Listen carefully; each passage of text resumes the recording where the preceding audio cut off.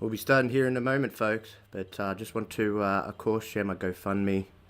Just want to thank everybody that's donated so far or shared this out, and any more donations, and continuously of sharing this out is a great help to me and my kids, of course.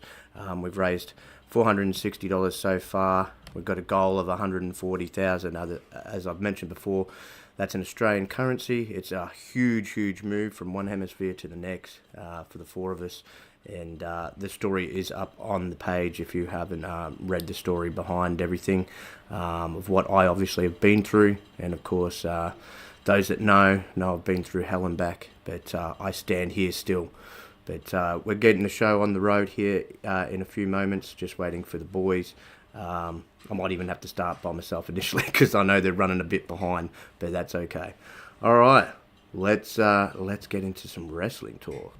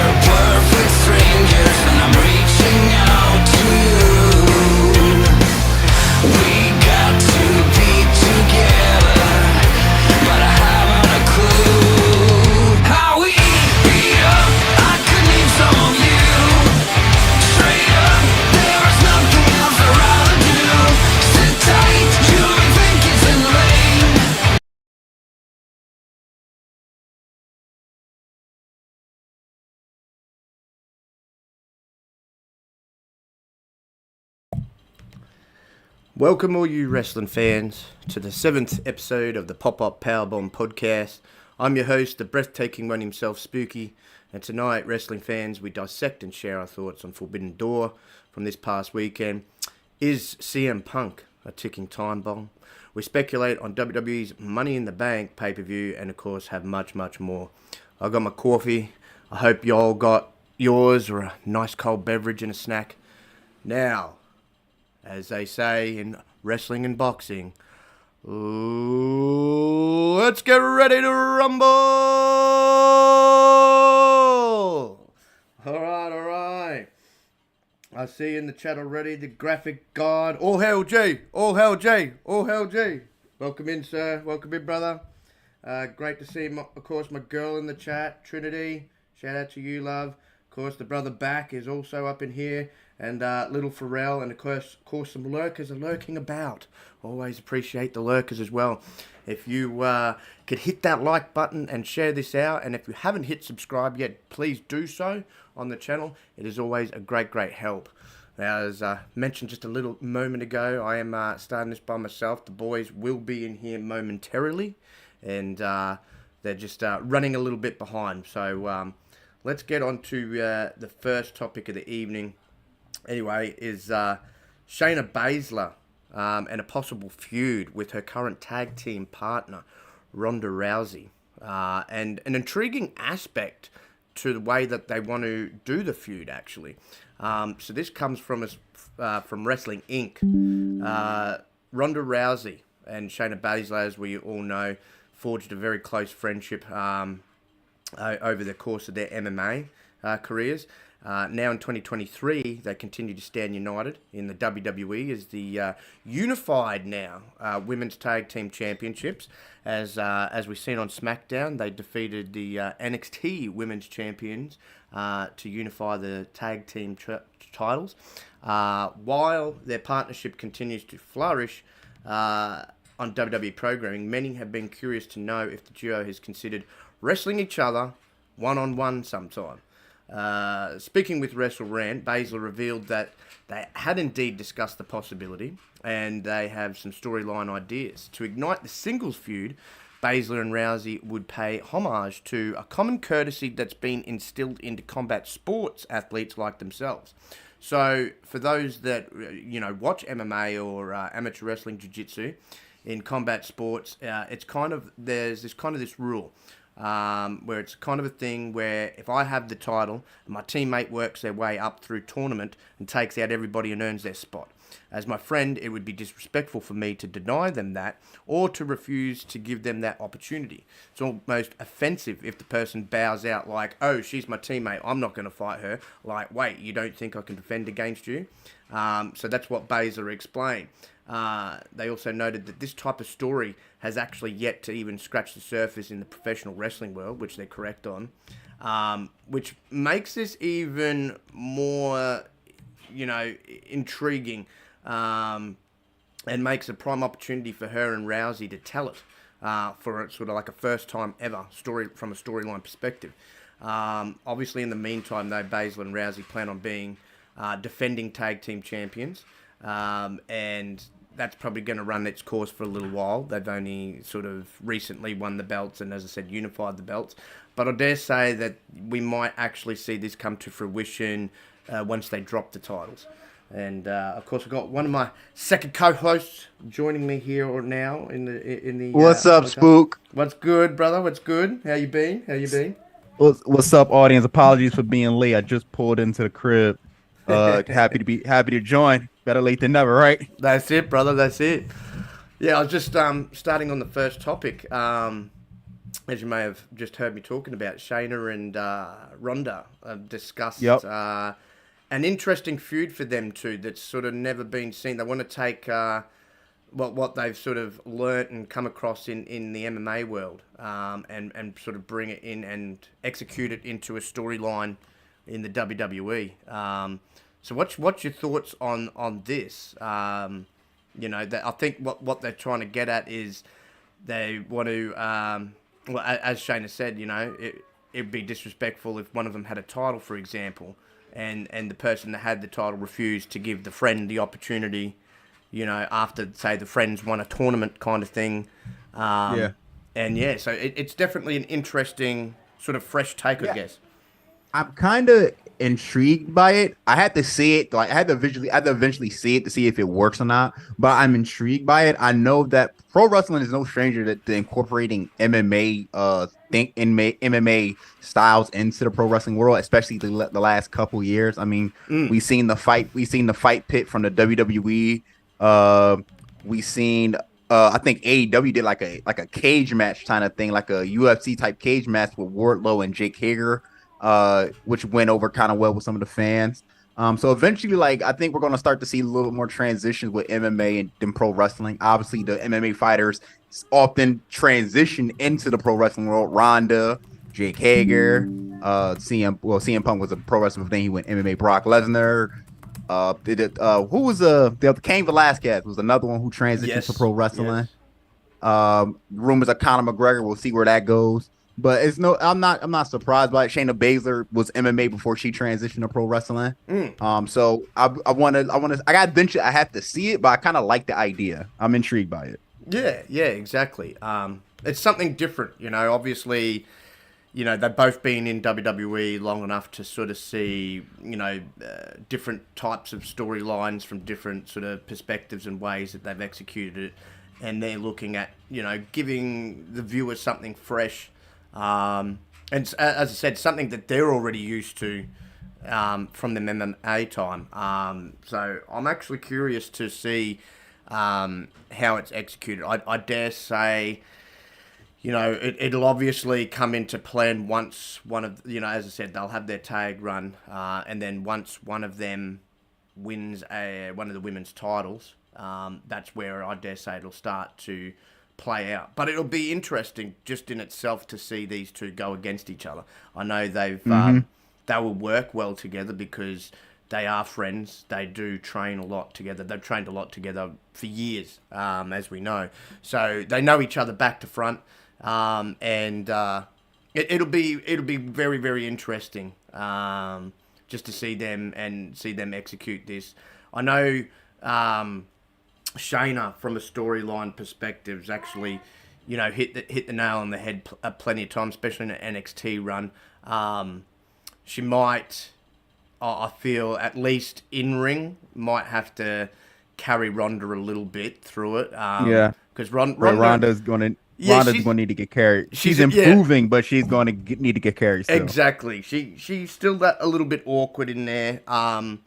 And her mic skills are a little bit further along. Oh, that's bad.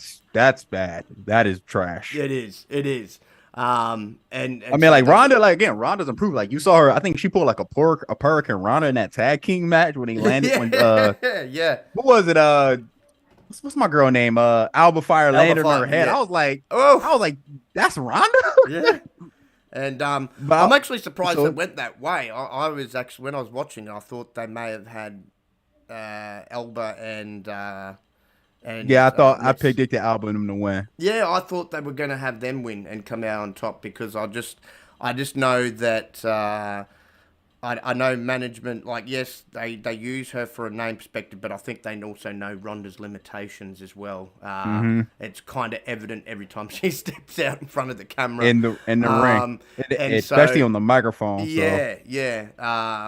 Shayna seemed to have transitioned better to pro wrestling in my eyes. I'm always shocked how some people can transition to pro wrestling so easily. Just the thought Logan Paul and Bad Bunny are like to prove it, like, oh nah, they could go in the ring. Yes, yeah, for sure. She's transitioned really well. Ronda, not so much. She kind of came in and rode the lightning in the bottle, I guess you could say, of her name, basically, and obviously getting an endorsement from Piper initially, that kind of helped her. But now it's like people don't really care to... It's unfortunate, but people really don't care to see her. She's still a name without being that name up in the spotlight anymore, really. You know what I mean? Like, hence why she's middling around, I guess you could say, in the tag division and sort of the middle ground. They haven't really got her anywhere near the women's title. They have to figure out what to do with her. They're trying to figure that out. And there's just too many women currently in WWE that are just miles ahead of her. Just not just in pure talent, but obviously on the microphone as well. So I honestly think she'd do better in NXT a little bit, especially because the NXT women are like workers. So I was like, have her be down there, like, let her develop. And NXT isn't as bad as, like, main roster people getting sent to NXT isn't a terrible thing to me. Right. Like, it just tells me, like, yo, there's some things you need to work on. That doesn't mean you can't come back up. It's just like you need to continue to develop. And especially there are the better wrestlers are down in NXT. Yes, exactly. There's things for you to do down there. So I'm like, I'm gonna use, like, Mandy Rose was the perfect example of someone who went down to NXT, reinvented herself. Unfortunately, like, I hope she eventually comes back to wrestling, whether it be AEW, Impact, or WWE. But she reinvented herself down there. Like, same thing. I think Baron Corbin's going to do well down there. I think Mustafa Ali's going to do well. I think sending her down there and repackaging her might be the way to go, because and develop the mic skills. Yeah. Because I know I'm one, and I know there's more fans out there, but I, for one, I'm not digging the whole baddest woman on the planet thing anymore. Yeah, me neither. Only because, I mean, I'm one of those smart wrestling fans, and I'll sit back and go, well, you're not too bad. I mean, you can't be the baddest woman on the planet when you had your head kicked off by Holly Holmes. And how about to say, you want to take it to, like, pro wrestling? She's not even the best. She's not even the best woman wrestler to be. So no. And then I can't even believe that. Anybody that knows the story between her and Christine Cyborg, well, for starters, she ducked her in 2 promotions. Because she ran Bellator and UFC, right? Yep. And then, if everybody that is a wrestling fan remembers, there was rumors going around that Ronda was actually stopping WWE from hiring her, because they were looking at hiring and bringing in Christine, because they said, right, you wanted to duck her, that you didn't have your fight, and well, let's have your fight here. Ronda don't want no piece of Christine Cyborg. So I wouldn't either. if you're gonna be running scared from someone like that, it doesn't. That's why I don't think the whole baddest woman on the planet fits her. I'm like, you can't call yourself the baddest woman on the planet, but then people that know you've been running from a particular, female. You know what I'm saying? Like, it doesn't make sense. But I mean, my thing with Ronda has always been like, I feel like they need to give her that Brock Lesnar treatment, as in, like a little bit of when he was Here Comes the Pain. What was the Brock? What was the old character like when he first? You remember when Brock Lesnar first appeared? He had Paul Heyman's the next big thing. The next big thing. Yeah, Thank you, Spook. Thank you. The next big thing. He wasn't doing. He was just whipping ass all over the place. And then when he came back and he became like the Beast Incarnate, right? Like let her turn her into like a female Beast Incarnate version of Brock Lesnar. Like give her a manager, have her kick her ass all over the place, dominate, squash, all that, build her up, and then like kind of do what you did like with Brock Lesnar. I think having her like Brock, even John Cena talked about like Brock Lesnar came up with the idea like no squashing me, like let's do that. Yeah, I reckon if you saw how it catapulted Brock. Yeah, I think if you teamed her with Paul Heyman, it'd probably be oh my god, tremendous. dream. Yeah, and I think the opportune time to probably do that is once. I mean, obviously we're coming to the end of this bloodline story, and like once Roman goes for a while, obviously Paul's going to be looking for something to do, so maybe teaming her up, and it'd be something different because he's always generally managed men, so it would be interesting to see the pairing. He'd obviously be perfect for talking on the mic for her. I'm not saying I like when he used to do like the Paul Heyman guys type of thing, like when he had like Cesaro or Curtis Axel and all of them. Like I used to like that, like Paul Heyman reaching out to other students, like you're under like my little like network tree and I'll assist you and all that. I kind of dig that kind of Paul version of Paul Heyman. Exactly. Yeah. No, that's it. So I think that would be prime for her, and would definitely be a huge benefit. And he could help her on other levels too. He's got those connections. But yeah, I'd start her back in, repackage her, start her back in NXT, and let her work her way for a while down there. And that's not, it might not be what she may initially want, but it's going to benefit her. And I think if you get someone like Heyman to explain that to her, he's been in the business long enough to say, look, this repackaging and this hitting the restart button is only going to benefit you. Like you're going out there right now and people are laughing at you. People don't really care. People are getting up and going to the toilet. This is not what we want for you. And if people are at home, they're switching the channel kind of thing, so to speak, temporarily. That's why that's when I put the mute button on. Right. And so that's not benefiting her in any way, shape, or form. So if they want to get her, they need to revitalize her and get her back over again as a big, like you said, big, mean, nasty heel. I think she works best as a heel, and obviously if you teamed her with Paul, then she would be definitely a heel. So I didn't like her when they tried to do face. Like, no, some people are just naturally born heels, especially if you watch Ronda like UFC days. Like, she was a heel in the UFC. Like, she wasn't kind of a light person. No, she would do things she was cocky. Yeah, she would do things that people like wouldn't like in like tradition, like the UFC traditions, like the show of sign respect. Exactly. Like, fuck that. If I don't like you, I'm out of here. Exactly. I mean, you look at the like that Holly Holmes fight. Like Holly Holmes is definitely the baby face in that fight. People were right behind. Yeah. And when she kicked her head off, people were screaming from the top of their lungs. Like, that was her first loss, correct? Or was it Nunes? No, that was her first loss, and then she lost to That was a loss. Okay. Yeah. And so, people were right behind her. People were right behind Amanda Nunes as well. She just exudes that arrogance and cockiness that fits obviously perfectly with heels. So, it'd be interesting to see what plays out from here on out. But I think it'll be more interesting too, just before we move on to the next topic, of when that feud starts. Is Shayna going to be the babyface in it? Oh. Yeah. This is tough for me. And I would say that Shayna at least has a better chance of getting over as a babyface, mind you, than Ronda, because as I said, she's she's more talented than Ronda. As I said, she's transitioned across better. she could be a badass babyface, in the light of like Stone Cold, where yes, she's technically listed as a babyface, but she's still F the company, F the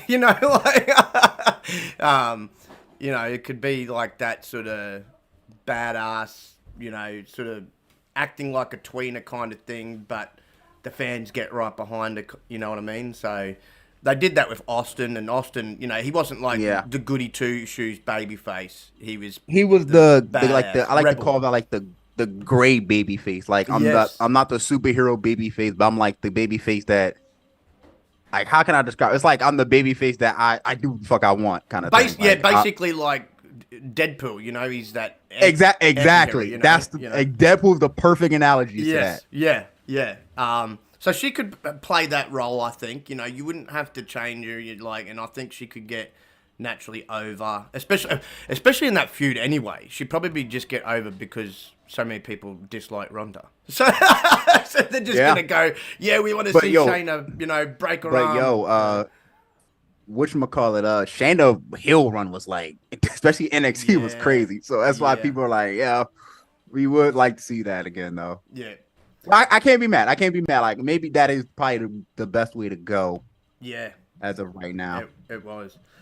All right, so moving on to the big pay-per-view from this weekend. Of course, we're going to get into some Forbidden Door discussion. Just a couple of, before we do, a couple of little tidbits of news about it. So, Forbidden Door broke AEW record with $1.2 million gate. That Tony Khan revealed. He announced on Twitter. So for those that don't know or didn't watch it, it's a cross-promoted event with New Japan Pro Wrestling, and it had a gate of 1.2 million, which broke records for AEW, and it was in the top 3 of the biggest live gates in the history of pro wrestling in Canada itself. We got a dog. Penny, knock it off. We got a dog on the podcast. I mentioned Forbidden Door and the dog's going off. Penny. The dog don't like when I hear about Forbidden Door, Paul.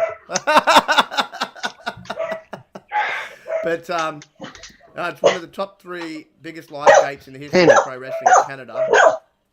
Penny.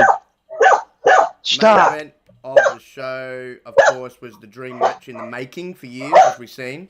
And they had over, 14,000 people just at the Scotiabank Arena as well. So that was quite interesting.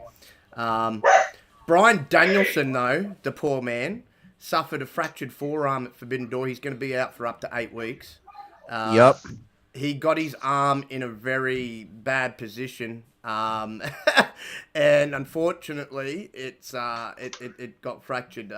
So I think it was about that in time for Blood and Guts for him to come back.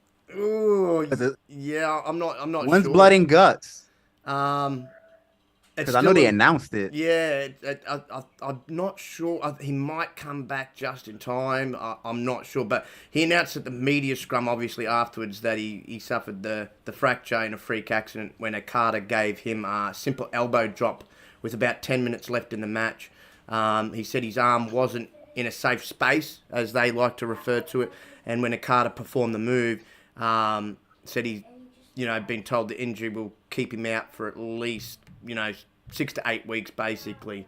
And the thing is he was already banged up going into Forbidden Door, which was probably a reason why he's been wrestling infrequently.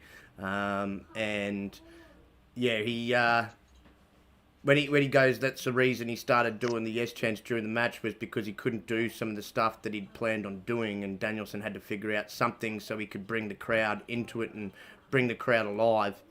And another thing to note, as we noticed there at the end too, so if those watched it during Forbidden Door event, Bryan Danielson obviously came out to the song The Final Countdown. It's the final countdown. Now I lost my shit when I heard that. Yeah, the song by the band Europe was used by Danielson, for those that remember, in Ring of Honor during his indie days. Also during the post-show media scrum, Danielson revealed the band wanted a ton of money to use the track, and although it was unclear how much AEW paid Primary Wave Music for the song, Tony It Khan... was enough for Tony Khan to say, fuck no, we're not doing that again. Tony Khan, he revealed the license cost is as much as a wrestler's contract, which is a lot of money. That's ridiculous for one track. I'm sorry, that's really I know, but it is ridiculous, but it depends on the song. Yeah. And so the rights have, however, been granted in perpetuity, which means it can be played back. So they may be able to use it again, just purely based off of the money he forked out for it. Which I think's you know what they do? You know how they skated? Every time he enters the ring, just replay the video of this entry. Yeah. Then they can go, hey, it's a videotaped entry in perpetuity. We're good. Yeah. We didn't reuse exactly. it new. It's not a new use. And so I thought it was good because I remember him using that in ROH days, and I mean, I don't even know how much, or they obviously must have charged a lot less for Ring of Honor back in the day for them to use it because they were only a little indie promotion. My theory is about that is that the AEW has been known to use a lot of licensed music lately, so they probably saw like you got Wayward Son for the Elite. You had the Gun Club come out the Many Men at one point. Yes. So it's like they see like you pay for licensed music. I know Punk gets a bit of a discount on his because he's friends with the band. Living Colour. Cult of Personality. Yeah. So. And they actually like their song being used because it just brings more attention to Living Colour as a band. So, they've done. There's a few songs. I mean, I think they would have even had to pay to a degree for Moxley's song, even though it's a remake version of that song. That song is an old song, Wild Thing. So, they like using licensed music when they can, I've noticed, which is good. I think that they even used, I think even Max, I think he's come out before to something. I just can't think of the song off the top of my head, but I'm pretty sure it was a licensed song. Might have been when he returned as the whole, devil character with the mask before he unveiled it was him, even though we all knew it was him, but Anyway, I can't remember. I feel like Malachi Black did come out with a licensed song. I think he did initially too. Yeah. They do it so many times. So I'm not surprised, especially you add the fact that it's the Final Countdown, one of the most historic, classic songs from back in the day. It's like, no, we're going to charge hella bread for this.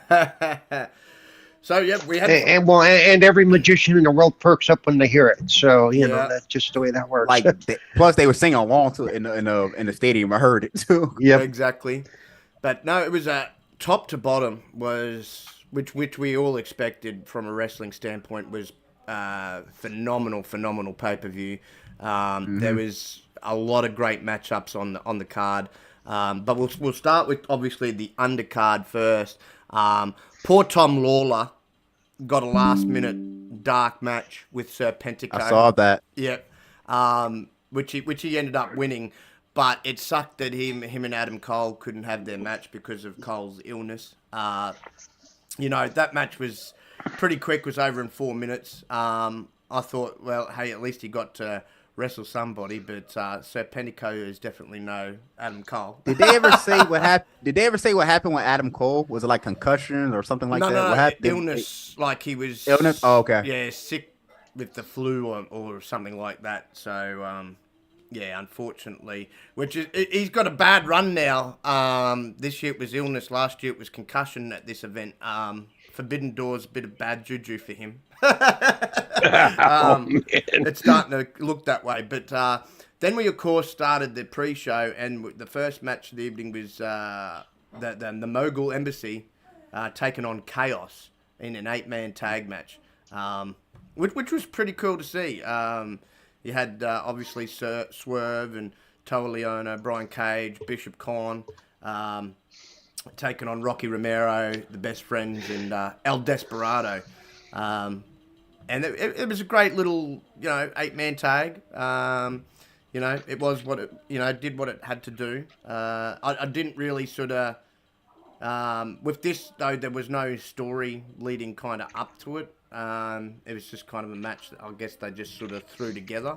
But AEW's known to do that, though. And, of course, they had Athena taking on Billy Starks. That was a part of the Women's Owen Hart Cup tournament. It was a first round match that Athena came out on top on, which I think we all knew that Athena would in this instance anyway, because I think Billy Starks is sort of new and rising up through the ranks. So I didn't feel that they were going to give her the win. It was another dominant effort as they've been doing with Athena. They've kind of had her running through everybody, which is kind of funny. Yeah. Which is kind of funny because she's like short as anything. Like she's really short. But She might be the best. She might be the best like female wrestler in both AEW and Ring of Honor right now. Like she's been putting a lot of work in lately. yeah, I think one person I'd say that gives her a run for her money would be Willow Nightingale. Yeah, the Willow. That would be a great match when they go up against each other. Yeah, Again. I think Willow has come leaps and bounds from when I first seen her, and rightfully so. They gave her the New Japan strong women's title, so that was great to see. Of course, it was awesome to see one of my favourites from New Japan. He was in a singles match with Stu Grayson, El Phantasmo. I like him. He's so crazy and wild. The guy obviously is on his own now, although I'm kind of hoping AEW signs him and he joins up with Bullet Club Gold. But another great little singles match. I think that went for about 7 minutes. And then, of course, to finish the pre-show, you had this is interesting, Los Ingobernables de Japan, which is Shingo, Bushi, and Hiromu Takahashi. And they defeated the team of United Empire of Jeff Cobb, Kyle Fletcher, and TJP, which was a pretty intense 6-man tag match.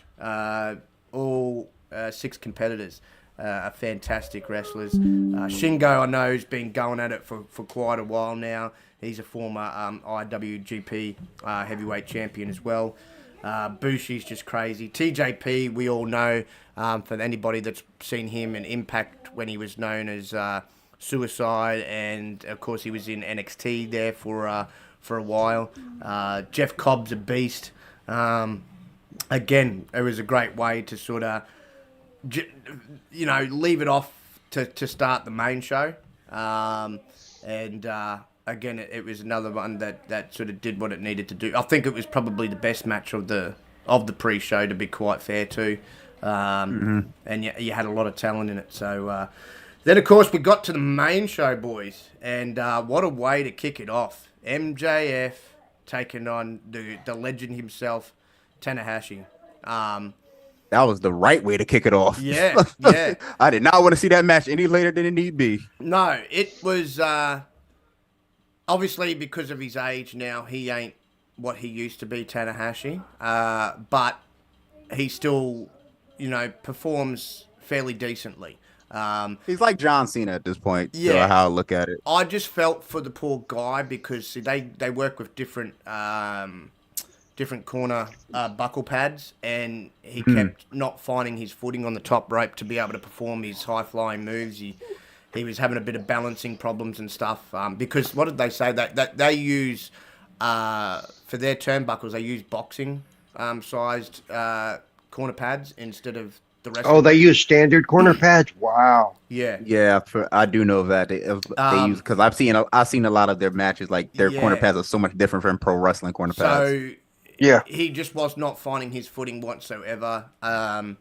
It was, if this match had happened, which it probably wouldn't have because he would have been too young, MJF. But if it had happened, say, 5 to 7 years ago, it probably would have been a better match. At least from Tanahashi's standards, when he was still sort of in his prime, but he's slowing right down now. So it was again, I think that was a great match to get the night started. The crowd was still right into it because he's still quite popular. He is a legend. He is a big name. Obviously, MJF, he gets a reaction all the time. So it got the crowd hot. basically, just off of their names, basically. And, it did what it needed to do, I felt. How did you boys feel about that matchup? Yeah. Opening match. Yeah. Like, I mean, it's Yeah. I don't even know what to say outside of that. Like, I'm being nice there. Like, I wasn't shocked. I kind of felt like it was going to be the starter. Yeah. I mean, MJF, credits to him to carrying Tanahashi, but it might be time for Tanahashi to hang it up soon. If not already. I think so. How about you, Paul? How'd you feel? To be honest, I came in late. I didn't actually get to the show until Orange's match. So, okay. And I didn't get it. And I didn't get a chance to go back and watch the earlier matches. You didn't miss much, and it was funny. It was about, I think, about half an hour or so after the match, or maybe even 45 minutes. MJF was already on a plane getting the hell out of there. I saw that on top of my timeline. I was wow. Yeah, he was gone. Of course, the second match of the evening was men's Owen Hart Cup first round match. CM Punk going over the great Satoshi Kojima. And I actually thought that was actually a better match than the first, because Kojima, even at 53, can still go. Man, those two were in a chop fest that I was loving. I loved the all the different chops that they were doing to each other. I knew it was going to be sort of hard hitting like that. But my God, does CM Punk look absolutely phenomenal in that freaking... He was nowhere even close to being this version of CM Punk the last time we seen him before he got injured. And I think that's the reason why he got injured. He was not in great shape. He looked like a withered old man. Now we are seeing the WWE version of Punk, like fit and fighting Phil. He looks great. He looks absolutely phenomenal in that ring. Like, this is the ring shape that he should have been in all along. And he just was not in this type of shape. He looks like he could do an Iron Man match now. Literally. Beforehand, I would have said, no chance. But he looks great, which is great to see. He's got more bounce in his step. It's like he's gone backwards 10 years. So let's pump the brakes on that one. Let's see what happens later down the road. He's only done like 2 matches so far now. No, he has. I get it. He's in good shape, but we'll see what month will be in. June. We'll see what August looks like. We'll see what September looks like. But definitely, as I said, better shape than what he was in. That's for damn sure. Because it didn't even look like, as I said, he looked in worse shape than Bill Goldberg when he first came into AEW. Like, he didn't look like he could go and last 5 minutes. He really didn't. Which is why I don't understand, because he had good work ethic in WWE and obviously prior in Ring of Honor. I didn't understand. He knew he was going to get in the ring when he signed with AEW. I don't understand why he didn't bother trying to get into ring shape at all. And he just didn't. He seems like he's rejuvenated and he's got that fire back, which is great to see, because he puts asses in seats. I know he wasn't in his hometown. He was clearly the heel in this match. The crowd was fully against him. There was, obviously some Punk chant. When he came out and his music hit, oh my God, he got booed out of that building. So that was... I want to see heel Punk. I think he does his best work as a heel. And I'm kind of hoping if he continues to get this reaction outside of Chicago, Tony should strike and turn him heel. Then, of course, we had the 4-way match, for the International Championship between Orange Cassidy, Zack Sabre Jr., Shibata, and Daniel Garcia. I thought that match was fantastic. Yeah, it was amazing. I love the fact when that was great. When Zack and Shibata, they kept hitting each other as Daniel and Orange are trying to put them in a sleeper hole, and they're still trying to chop each other. I was like, there was some funny parts of that match, but you had 4 fantastic athletes. Danny Garcia, I think this match kind of helped him being in the ring with 3 legends of the ring, because Orange Cassidy has been around for quite some time. He's a lot older than what people realise. Zack Sabre Jr. has been wrestling since he was born, since he was in diapers, and Shibata's been around a minute too. Obviously had some time off because of a really, really bad accident that went on that almost cost him his career. But I think this brought out the best in Daniel Garcia, and you probably couldn't have asked for a better four-way match, really. These guys all work so well together, although I do want to see Zack Sabre and Orange Cassidy go one-on-one. And I think that's obviously what happened at the end of that match is going to lead to a one-on-one matchup. But what was your boys' thoughts on the four-way? Oh, I loved it. That was my second favorite match of the night right there. Actually, yeah, I would say that was the second. I think that was the second right there. Orange Cassidy might be in contention of Wrestler of the Year when 2023 comes to an end. He has been working. He has been working since he won the title. I'm like, and it's not like he putting on bad matches. He's putting on great matches. The Swerve Strickland match, Daniel Garcia to the Shibata. I mean, he's been putting on match after match after match. And the running joke is that he's so tired. It's like, yo, just let him move the belt.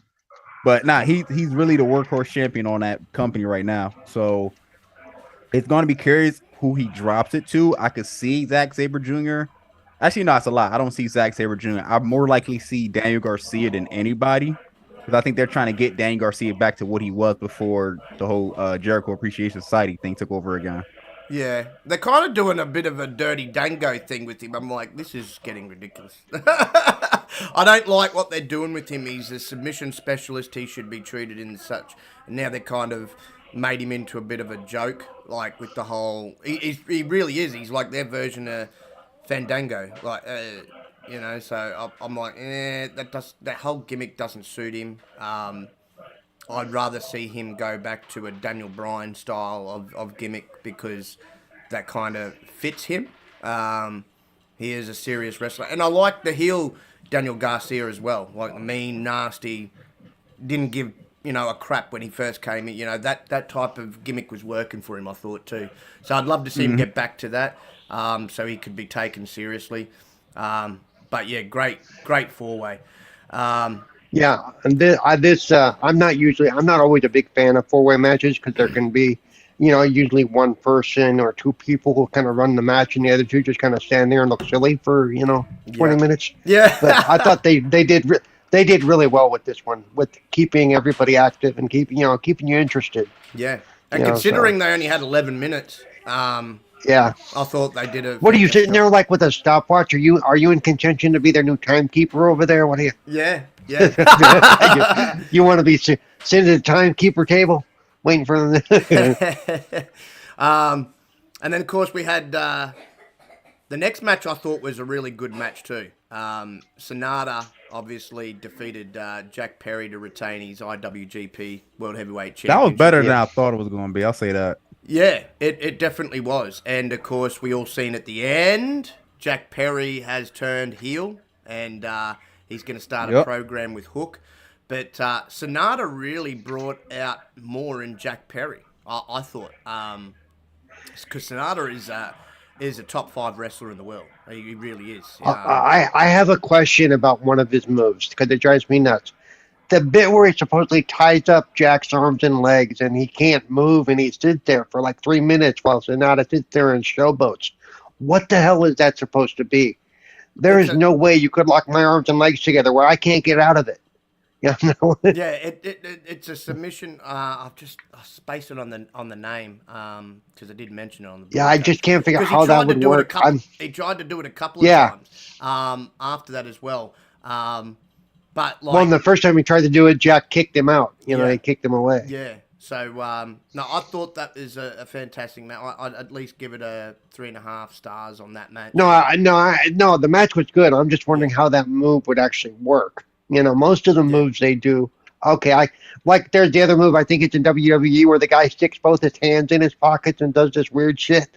I'm like, that makes no sense at all. Yeah, that's true. That's true. And then that was followed, of course, by the 10-man tag match. So you had the Elite with Eddie Kingston and Ishii taking on the Blackpool Combat Club with Takeshita and Shota Umino, which is that was the third best match to me. Moxley's understudy. That was great, including when Takeshita... The storytelling in that match was very good, too. Including when Takeshita completely knocked Ishii out. That was crazy. Yeah, that crack was heard around the world. Yeah. You heard how hard he hit him right in the jaw, and I think like Ishii looked dead. He was seeing birds. I do not doubt that he was seeing birds. Because they like to work that stiff style, and yeah, he was knocked. I wouldn't say completely knocked out, but he was knocked stupid. That's that was because he was laying there for a minute. But and Ishii is one tough customer. He is. He's known. That's basically what he's known for being one of the toughest guys in New Japan. But man, did he get floored by that. That match was fantastic.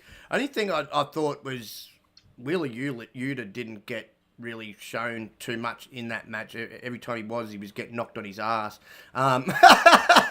So he is the weird member of the Blackpool Combat I don't Club think to he me. suits them at all. And he probably is a good dude. Like, he's a Philly dude. I'm near the Philly area, so I'm always on up Philly, but it is just like you look at all of them they take like a group photo. It's like he's the one that's like he's odd one out of place. Yeah, he does. I think Takeshita actually suits them better, to be quite honest, than what he does. And Takeshita's been on a roll since turning heel. Yes. But apparently from Don's comments, he's not going to be a part of the Blackpool Combat because Don's building a new, well, he's calling it his family, but a new team built obviously around Takeshita. So there's going to be a new team uprising. We don't know what it's going to be called yet. Obviously, we know Don and Takeshita is going to be a part, but he said there will be more added. So it'll be interesting to see what they come up with. But look, the Young Bucks were fantastic. And the Eddie Kingston, man, I love Eddie Kingston. I think he is just, he's got that grit. You know, he's from New York. He's got that grit. You know, I love just the way he talks. Him and Moxley's stare off added to the match, I thought, because we know that they're actually quite good friends outside. I want to add to that too. the moment where I think the Bucks were about to hit the BTE trigger on Mox or the super kick. Yeah, he came in and pushed Mox. Like, that's the storytelling in that match was very, very good to me. It was like that. Because Eddie Kingston only got beef really with Claudio because he doesn't like Claudio. That's the only reason. And he said that. He said that. He goes, I don't like you. I don't like you, and I don't like you. But the only reason I'm teaming with you is I hate Claudio more. You know. So. Wait, did you see the end? Wait, did you see the end of the match where it was like after the bell ring? So they was like Eddie, like they go to Eddie. Eddie's like, "Fuck you" to the Bucks and Hangman. Goes to Ishii like, "Yo, you're cool though. I fuck with you all day." You're cool. Yeah, I loved it. But that's Eddie, and Eddie with his character. He really is only turning himself up a notch. He actually is probably one of the most real characters that you're going to get in wrestling because he does not try to portray really a character. He's just being himself turned up, you know. And he's just a hard guy. He's lived a hard life. And you know, as I said, he's from the hard streets. Like you can tell he's lived it, and it really shows. And man, he is one of probably the most hard-hitting guys AEW's got in the company. Like, his chops, whew, they're up there. They're up there with, like, Ric Flair's chops. You know, like, they hit hard. But, no, that storytelling was fantastic. The next match we obviously had was the AEW Women's World Championship, which I would have liked. Well... Willow, I watched it for Willow. I'm a Willow fan. So. I'm not a Tony Storm. I don't like her at all. I've got my reasons as to why. I just don't think she's a great worker. I can actually give you a quick theory too if you want me to let me talk because I think I know what they're about to do with the World Championship. Right. Because after the match, they go to Britt Baker backstage, and I'm like, oh my god! I literally see, especially with the whole Adam Cole MJF rivalry going on right now. I'm like, oh. Britt Baker and Adam Cole are about to be couple champions because it'll either be all in or all out. Britt Baker is going to defeat Toni Storm, save the women's division of AEW, since she's the AEW original girl, and become the world champion again as a face. And I'm like, I don't care. Right. I like Britt as a heel. Make Britt a heel. Yeah, I think while Adam Cole, the same thing they're gonna do for Adam Cole. Like Adam Cole's gonna come back and save the AEW locker room from MJF and become world champion. Yeah, he actually though works as both ways. Like, and he was a babyface for quite a while back in his Ring of Honor days too. And he had a great heel run, obviously, in NXT. He actually does work both ways. And right now, I wouldn't be changing him from a heel. He's so over. So I think run with that right now. But no, I would have liked to seen Willow win this match. The match was what it was. It was probably one of the worst matches on the card. And that was only probably because of Toni Storm, mainly because I think Willow could wrestle her in her sleep. And I also think Ruby Soho and Saraya are tenfold better wrestlers than Toni Storm. So it was what it was. I kind of think Tony's just going to be one of those middling champs. Like, she's only holding it until the next person, sort of comes up. So it was, yeah. I wouldn't completely say it was a snooze fest because, as I said, I was like you, Josh. I turned in to watch Willow, but I thought it could have been a better match. It was pretty snoozy. It was. Yeah, I thought it could have been a better match if she was going against Saraya or Ruby. It probably would have been a better match, but it was what it was. Then, of course, we came to the match of the night, the match of the year, the singles match for the IWGP United States Heavyweight Championship. Shout out to Kenny Omega. I hope your head's all right, buddy, because you got dropped on it several times. Oh, yeah, that and one of those drops just looked evil. Yeah, I mean, it looked like ow. That was I think the 96 driver or some shit like that. That was it was. That was cringe. That was cringe. I mean, I was legit scared for Kenny right there. I was like, ooh. That was an even better match than their Wrestle Kingdom match. I was just about to say that. I didn't think that was possible because that match was fantastic in itself as well. But this was just damn. They got damn 40 minutes, and I'm glad they got 40 minutes to showcase their stuff. These guys, if you're not familiar with them, folks, are, in my eyes, 1A and 1B as the two best wrestlers in the world today. These two stand at the top of the ladder. Fantastic back and forth. They have such good chemistry in that ring.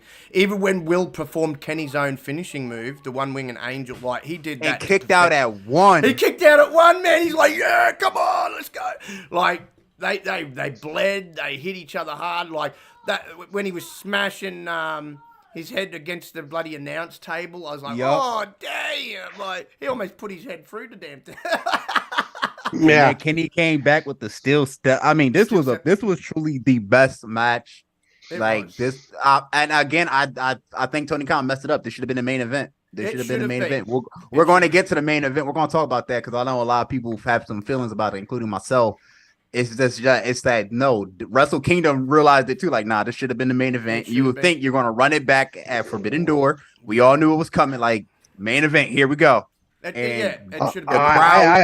do want to go back and watch those headshots to the table though, because I swear those look like they were pretty damn real. I mean, they were. I will tell you this. Will Ospreay, they said they pieced it up. Well, they ain't pieced it up, but they were cool backstage after the match.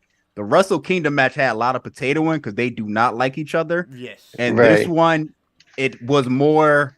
It was less potato in, I guess, but you could tell it's like he caught him sometimes. Yeah, they're not going to be friends where they send each other Christmas cards, but I think they both earned each other's respect. I think that's where you can leave it with that. But that's why they have such fantastic. And usually when you get two competitors where there is that animosity, where there is that bit of heat, you usually get the best matches out of that. And this just showed that. And showed why. I'm just saying, usually when they make those big slaps like that, you can see something else hitting something else. Here, I didn't see any of that. That was really his head. Not that he's obviously stopping anytime soon, but this was a little bit of a passing of the torch. Like Will Ospreay is now the new king of New Japan from this match. Yeah. This cements his spot at the top of New Japan, really. And he's likely to go on now, I think, even with the United States IWGP title, to take on Sonata. He might even be the one to defeat Sonata. So this was fantastic. This had so many awesome spots. Both can do groundwork, both can do submissions, both can do high flying. You name it, they can do it. Hard hitting action. They really showcased the whole strong style in this match as well. It was fantastic. I don't think Don Callis needed to be out there. He was kind of like just standing there. That was bad. I think that's where the part that gets me is the Don Callis one. I get it because they're still trying to tell the Don Callis versus I Kenny know, Omega but did you see story. it backstage? Will goes, "That's all I need from you. Now piss off." Yeah. I felt like this is one of those times like don't involve the AEW storyline. No. Let this story. This is a like a fan. This is like a dream match for fans. Like now, a lot of people didn't watch the first one during the New Japan one. Will probably didn't even want him coming out with him. Like he really didn't. He doesn't need Don Callis. He said never had a connection with Don Callis. And you could see that backstage. Like piss off, get the hell away from me. Like I don't. What are you doing? Like this should have been just Will Ospreay versus Kenny Omega for the IWGP US title, and but he was a kill it. complete non-factor. He was just standing there. Yeah, like he looked out of place.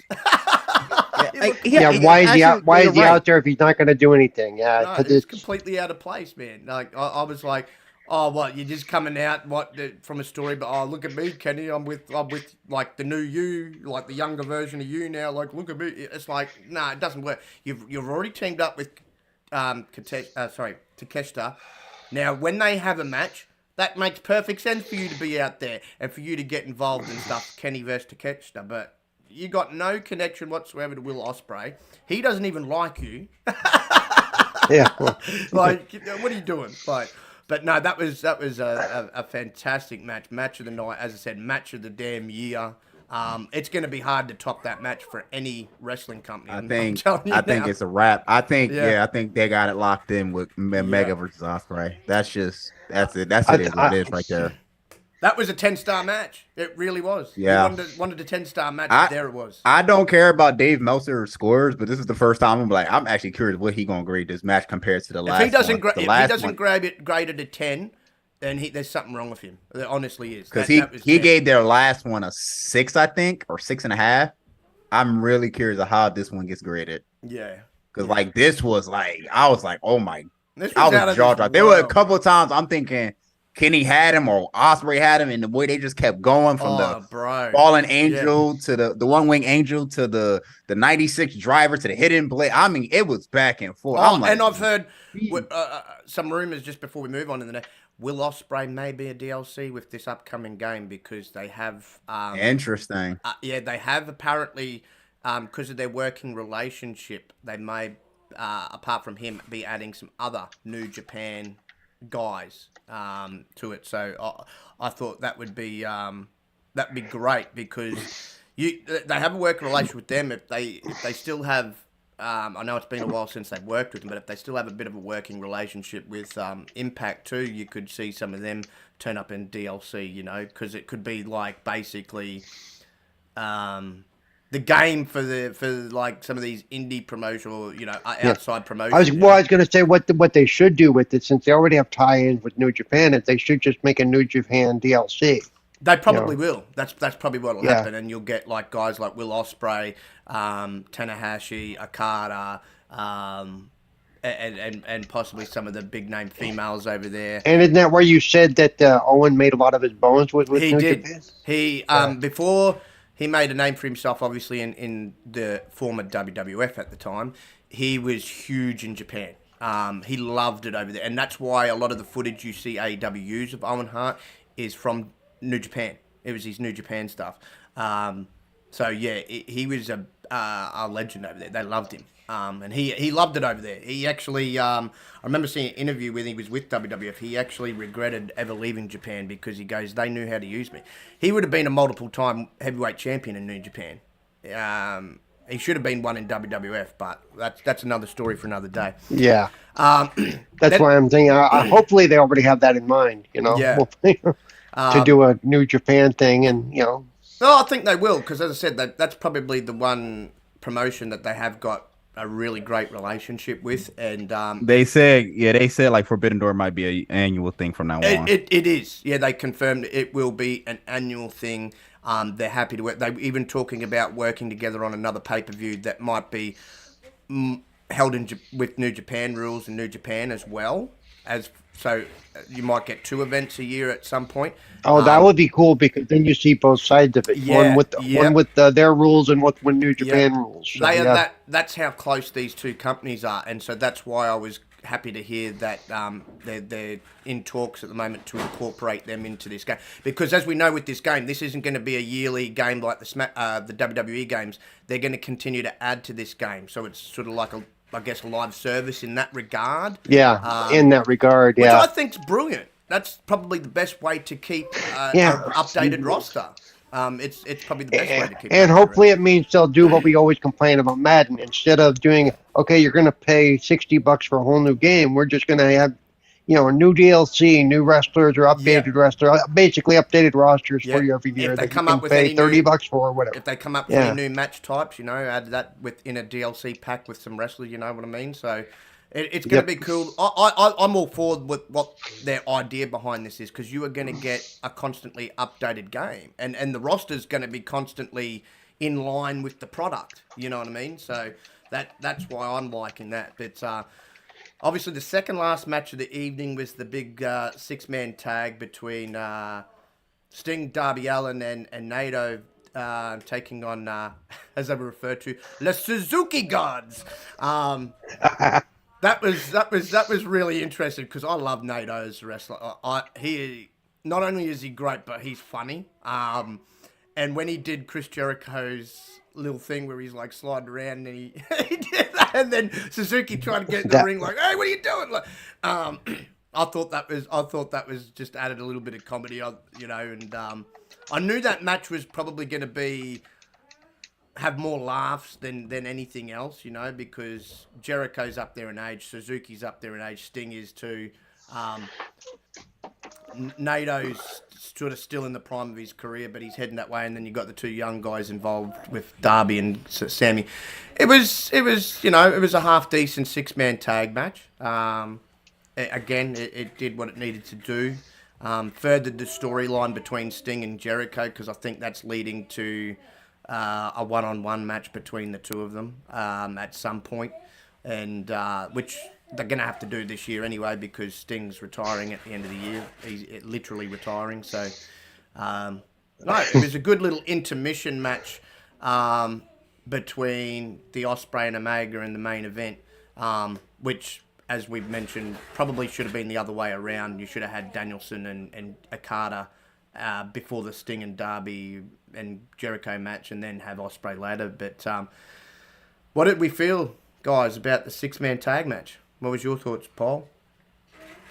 I mean, I like I said, so I enjoy it. Of course, for me, a lot of it's nostalgia, seeing Sting out there again, for me, and just relatively recently getting back into wrestling. It was like, to me, it just took me back to the 90s and 2000s. It's like, oh, Sting, cool, awesome, Yeah, he's not the same Sting he was 30 years ago, but none of them are. No. But I enjoyed it. I mean, and like you said, it's setting up for, I think will be a pretty good match, because both him and Jericho are in decent shape still. They haven't let themselves get out of ring shape or anything, so it's not going to be like watching 2 old guys roll around on the ground. No, it's not going to be like watching Ric Flair. that was a death sentence right there. Man, put it this way: thank God he had Jay Lethal carrying him during that. You're like, he had everybody carrying him. But Sting, the fact that Ric Flair is alive after that is crazy. Oh man! But how did you feel on the 6-man tag match? It was a good little intermission match, I guess you could say, between those. I was about to say, that's exactly what I was about to say. Intermission match. That's what it was to me, and Like it felt like the crowd didn't relatively care. I mean, it was cool, I guess, but it seemed like they didn't care. This was our bathroom wine break. This was we gotta come down for what we Yeah. just saw No, I think they from only what you tuned call in, it. which was funny. The one guy that got the pop of the night when this not the pop of the night, but the pop of the match was NATO. Everybody was tuning in to see him because he is a big New Japan star. He is quite popular, and realistically, he kind of carried the whole damn match. Yeah. Yeah. Because Sammy didn't really get too much showcased, really.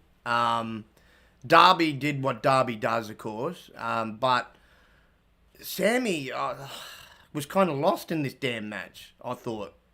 I feel like he was lost.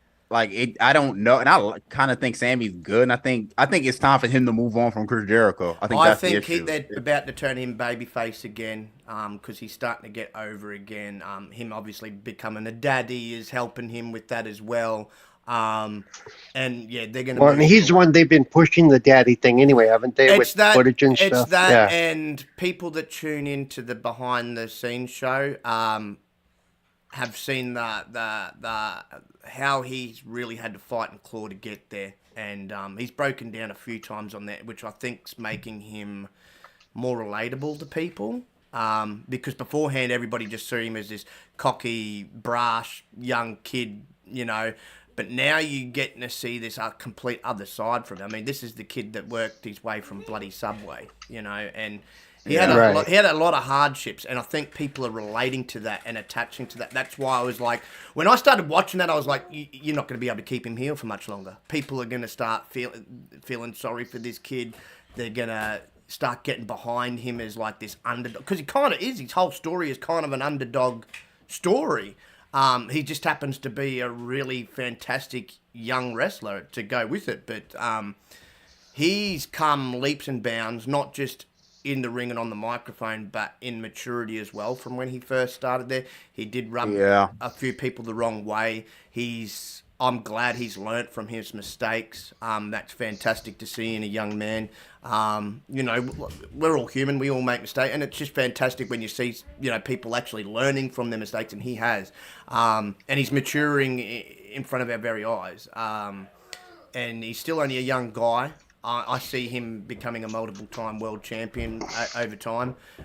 He's got world champion written all over him. It's just not his time just yet, but he will get that time.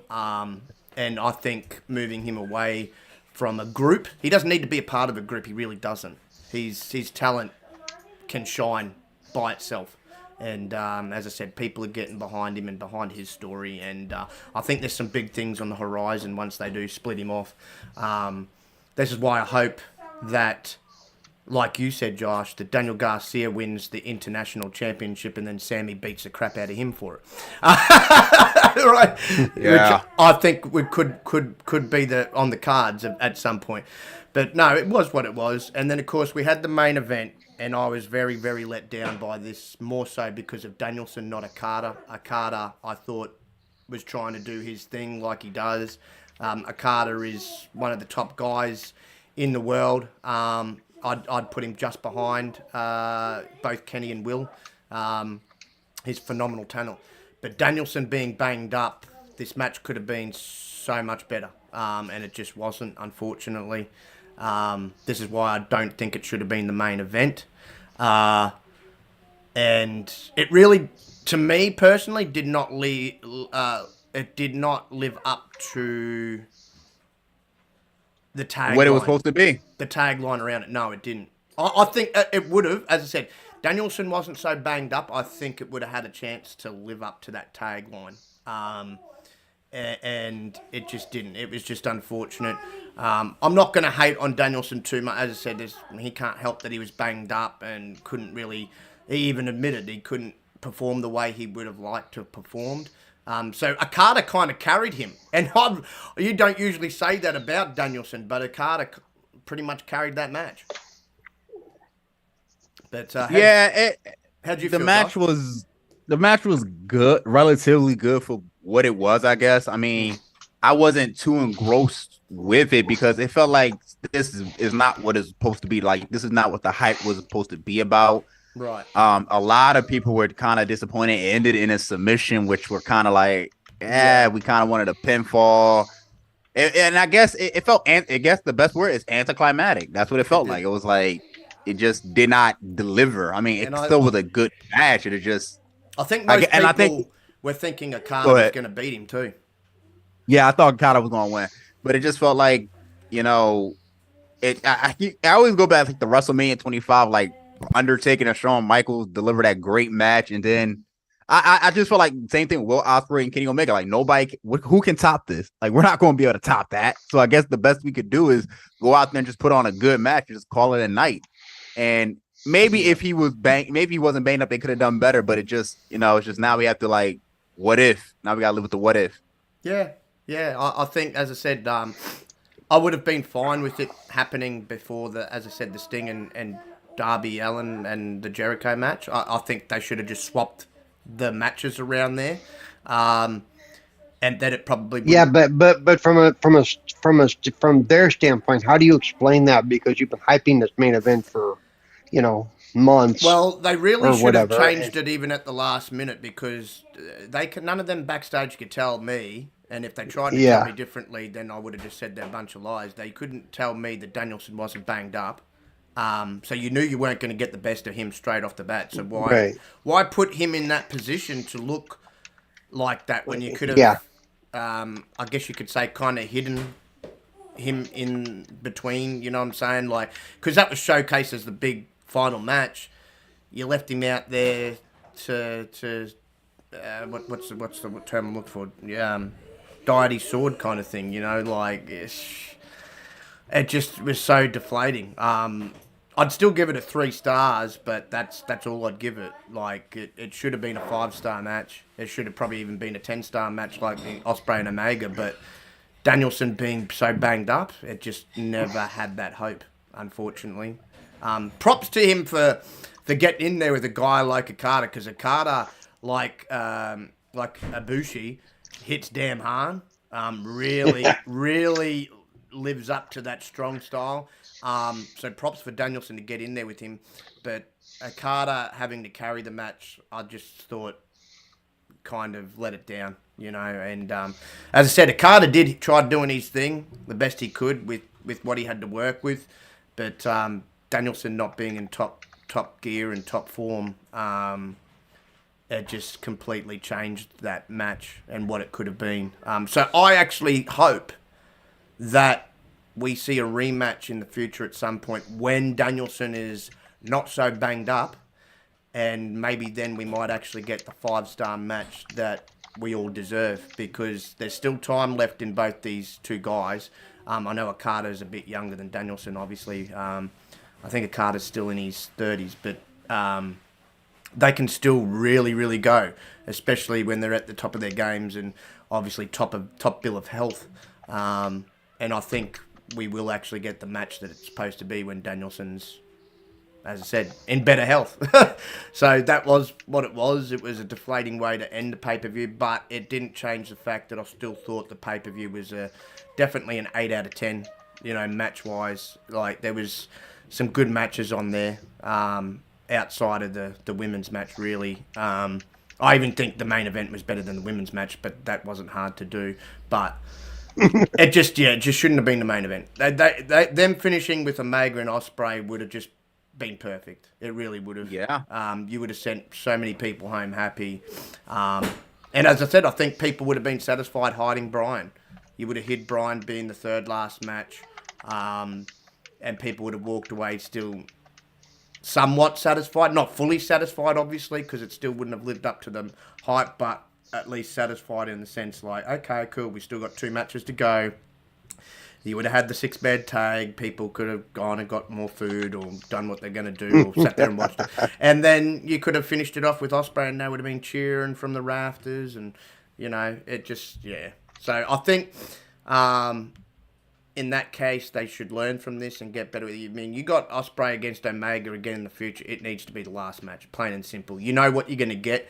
And the thing with those two guys is, even if they're banged up, they still put on a 5-star match. You know what I'm saying? Like, those two guys, they They just can do it. They're superhuman, really. So yeah, all in all, it was a pretty decent pay-per-view. But yeah, well, I just would have changed that. All right, moving the train right along. So interesting little topic here. A top AEW name has ticking time bomb fears for CM Punk. So Punk's return to All Elite Wrestling has been widely praised. Many hope Punk can move on from his past incidences within the company. However, there are some in AEW who feel things won't end well for CM Punk, and one top name has described the situation and Punk as a ticking time bomb.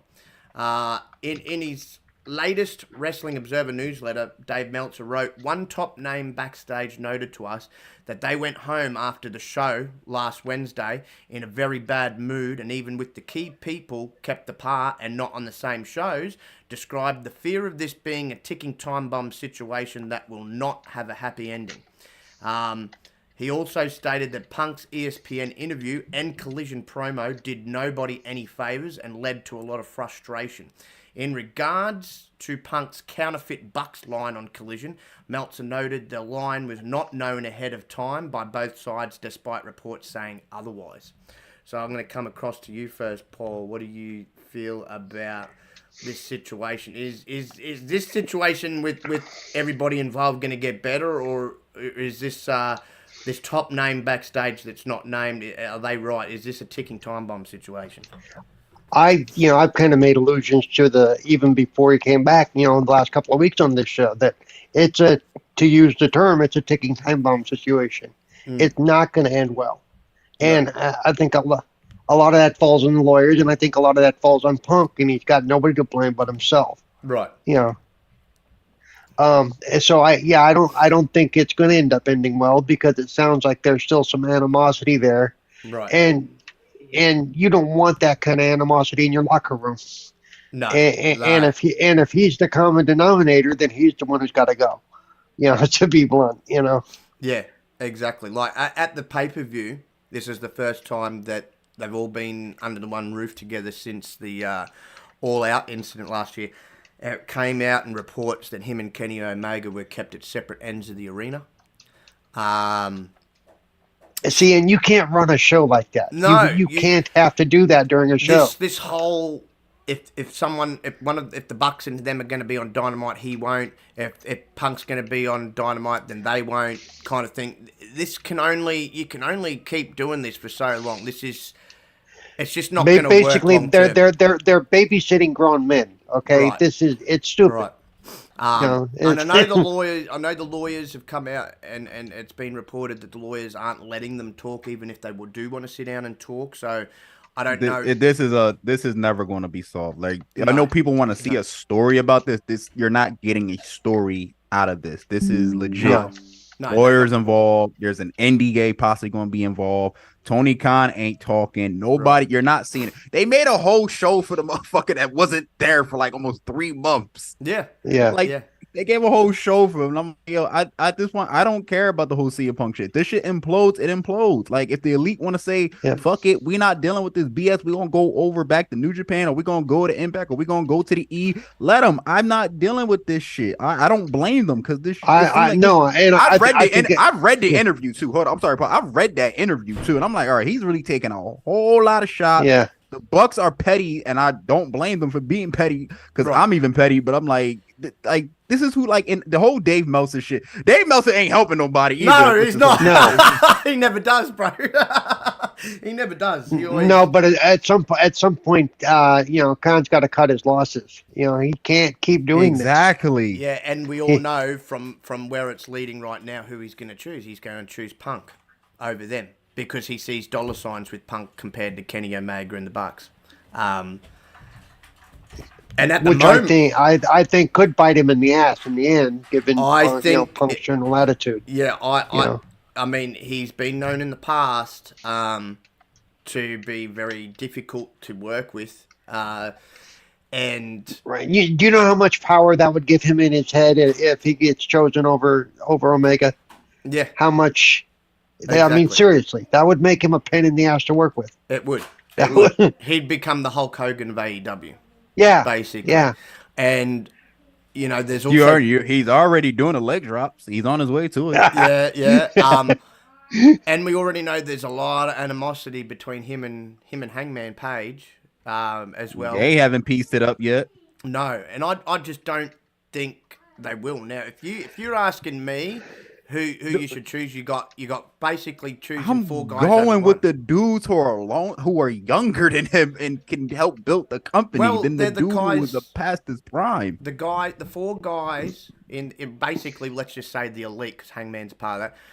They helped start your damn company. It was their idea.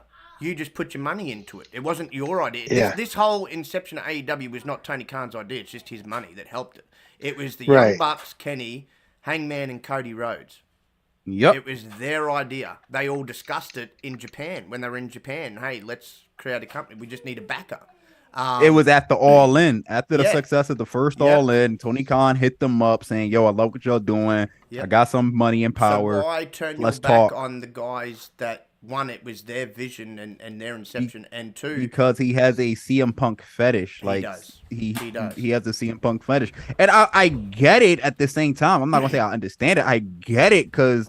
Once upon a time, I was a CM Punk fan too, and I loved the pipe bomb. And the pipe bomb made me pay attention to other shit like with Ring of Honor in New Japan. I got introduced to all these other wrestlers because of the pipe bomb as a whole generation. But at some point, and I was even on your side during the whole WWE beef when you walked out on that shit too. But at some point, it gets to a point as you get over, I'm like, damn, maybe WWE is spitting. Maybe Triple H promo was kind of telling the truth.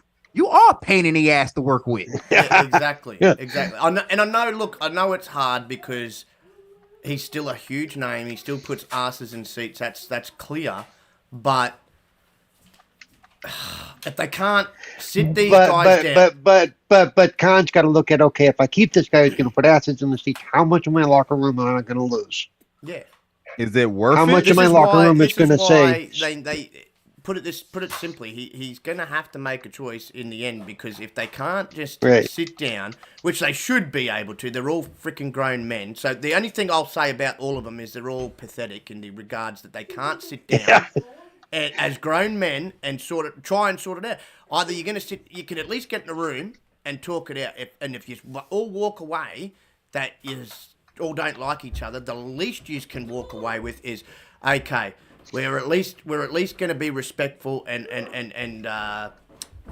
work together and get along for the betterment of the company. You don't have to be best friends. You don't have to go out in a boat and have a fish together. But you also shouldn't have to be kept separated at opposite sides of the arena. No. You shouldn't have to have security and all that shit. Plain and simple. Work together and you can be in the same show. Just don't put them in matches together. Simple. Yeah. Which you could easily do that. There's you got a hell of a roster. Who would you say is a leader of the locker room that can really help? Not like not piece it up, but like be that sit down dude. Because I remember, especially WWE, WWE had storylines where people did lot like each other, but you had someone as much as you hated him. Vince McMahon was able to relegate shit like, "Nah, we gonna get this money. Then I don't give a fuck what y'all do afterwards." I think get all of these guys in a room and bring in Paul White, bring in Mark Henry, and bring in Dustin Rhodes, and have those three come in and sit them all down, right? They're three guys that have been they have seen it all. They have even seen backstage fights in WWE. I would have those guys sit down and say, right, let's all talk. Where did this stem from? Where did it start? Get the ball rolling, right? They can also, I doubt any of these guys are going to try get up and start fighting with, especially with Henry and Paul White in the bloody room. Like those two just get in the middle of it. But they're locked. But he asked a good question. The good question is there a peacekeeper in that locker room? Yeah. WWE tends to always have a peacekeeper. Who I just mentioned. They are traditionally, they always have a peacekeeper because the peacekeeper is passed down to the next person. Like Roman Reigns is the leader of the locker room right now. And it's going to be before he was in charge. Person. Yeah, before he was in charge, I think Triple H was pretty much the peacekeeper in WWE. Oh, Triple H was definitely Undertaker, Triple H. Like these dudes were like, yo, I think the three guys that I mentioned, I'd also say even Daniel Bryan to a degree. I would say Daniel Bryan's one of them in that locker room. Bryan Danielson. We're getting the name back to front again. I call them both. Yeah, Bryan. I call them both. I call him Goat Danielson. I think You know what? I'd get Eddie in there and go, you're a dickhead, you're a dickhead, you're a dickhead, you're a moron, you're a moron, Now just end this crap. End the crap. He goes, if I can sort my stuff out that I had beef with Bloomin' Sammy Guevara, you need to put your big boy and then have him go around and slap him all. Eddie took fault. Eddie took fault for that too. Eddie even said, "Yo, I'm the fuck up on that one." Have him go around and smack them all into chops and and give him a couple of chops. You're gonna play up, right? I'm chopping and chop them. No, but like as I said, guys like Dustin Rhodes, guys like Paul White, Mark Henry, as I said, Bryan Danielson. I think you get them. I wouldn't have Jericho in there because Jericho's too hyperactive, I think, for that type of scenario. It seemed like I think Jericho got beef with Punk too. He does a bit, yeah, just not as obviously bad as the others, but I think you get those four. Well, guys I think Jericho may have a beef, but Jericho also has a level head. Yes. I think that's a difference. Jericho's willing to work with him. Yeah, that's the thing. He goes. Jericho said, "I don't have to be best friends with the guy. I don't even have to be friendly with the guy. As long as we just show each other respect while we're in that ring and look after each other, I don't give a crap." He goes, "We're in there. We have our match. We go our separate ways after the match. Easy, and that's how all these guys need to be working, right? The only thing is you need to get it to a point where they're not going to go in there and purposely try and hurt each other. Because right now, if you chuck them in a match together, both parties going to be in there trying to really hurt each other."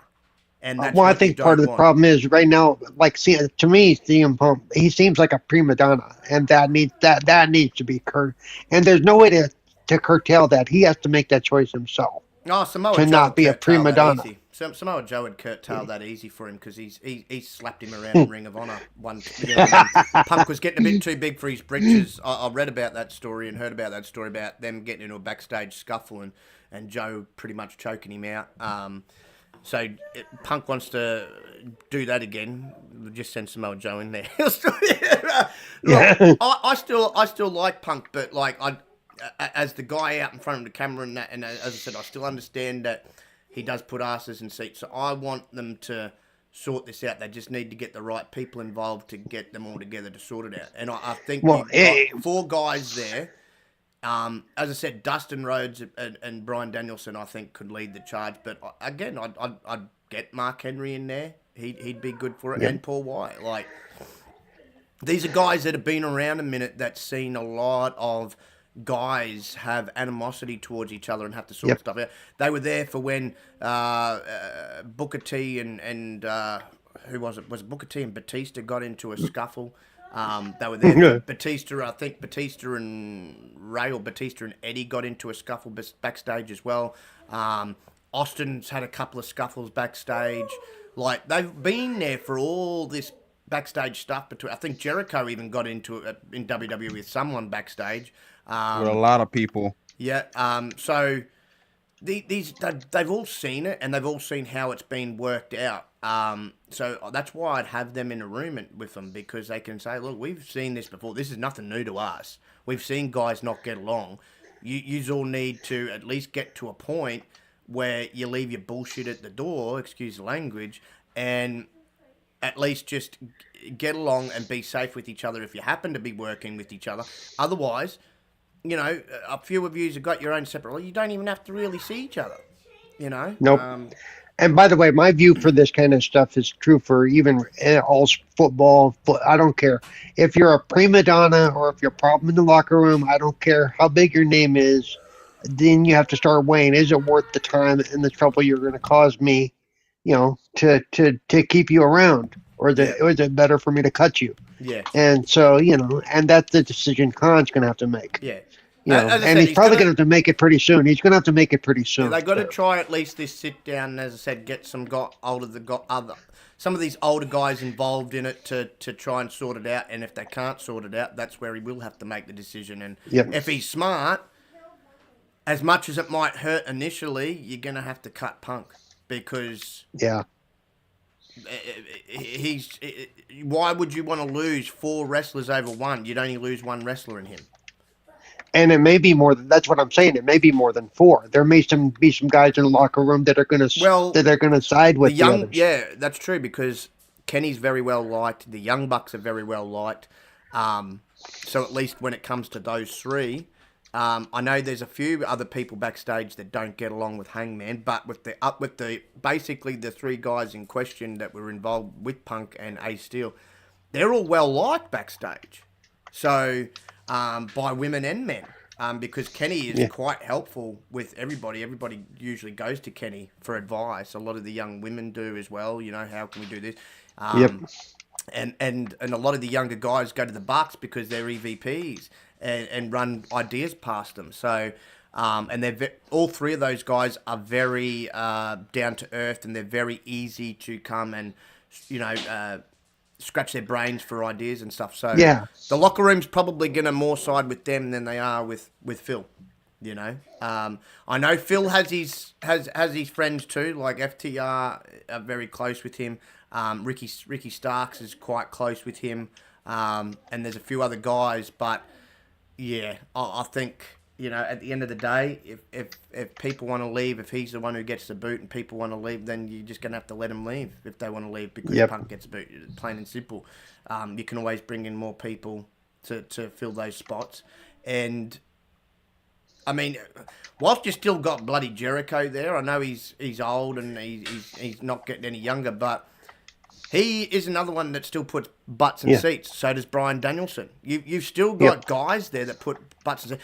And if Kenny Omega... and if this last pay-per-view, if yesterday's pay-per-view is any indicator, even if they did need to add people to their locker room, there are people beating down the door to get into the locker room. Yeah. Yeah. New Japan guys would be happy to have two lots of contracts and work both, you know. Yeah. I could see Ospreay, you know, working both.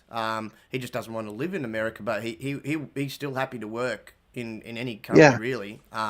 Obviously just not WWE because it would require him to fully move, which he doesn't want to do. But AEW, so he could come in for a couple of months and fly back and forth and do stuff like that. And they've got a good relationship with Conan and AAA. But if last night also didn't go to prove beforehand, which it should have, but Kenny Omega puts asses in seats too. Yep. You know, and especially more so after that match last night, people are going to be like, damn, like, okay, there might have been people tuning in and going, we've heard of this Kenny Omega, but this is the first time we've seen him. Good God, is he phenomenal? Yeah, you know. So he's basically the AJ Styles of AEW, you know.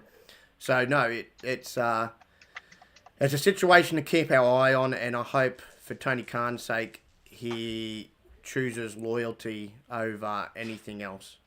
Because as I said, without those other three guys, you don't even have AEW. Well, I think part of it is too. He needs to choose long-term money or long-term investment over short-term money. Yeah, and I think he's a smart enough businessman to do that. Yeah, yeah. Also, let's not forget this all started over Colt Cabana.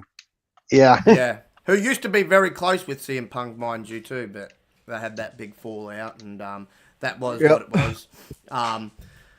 But yeah, moving right along to our second last topic of the evening before we get into some Money in the Bank speculation, because that's the next big pay-per-view coming up.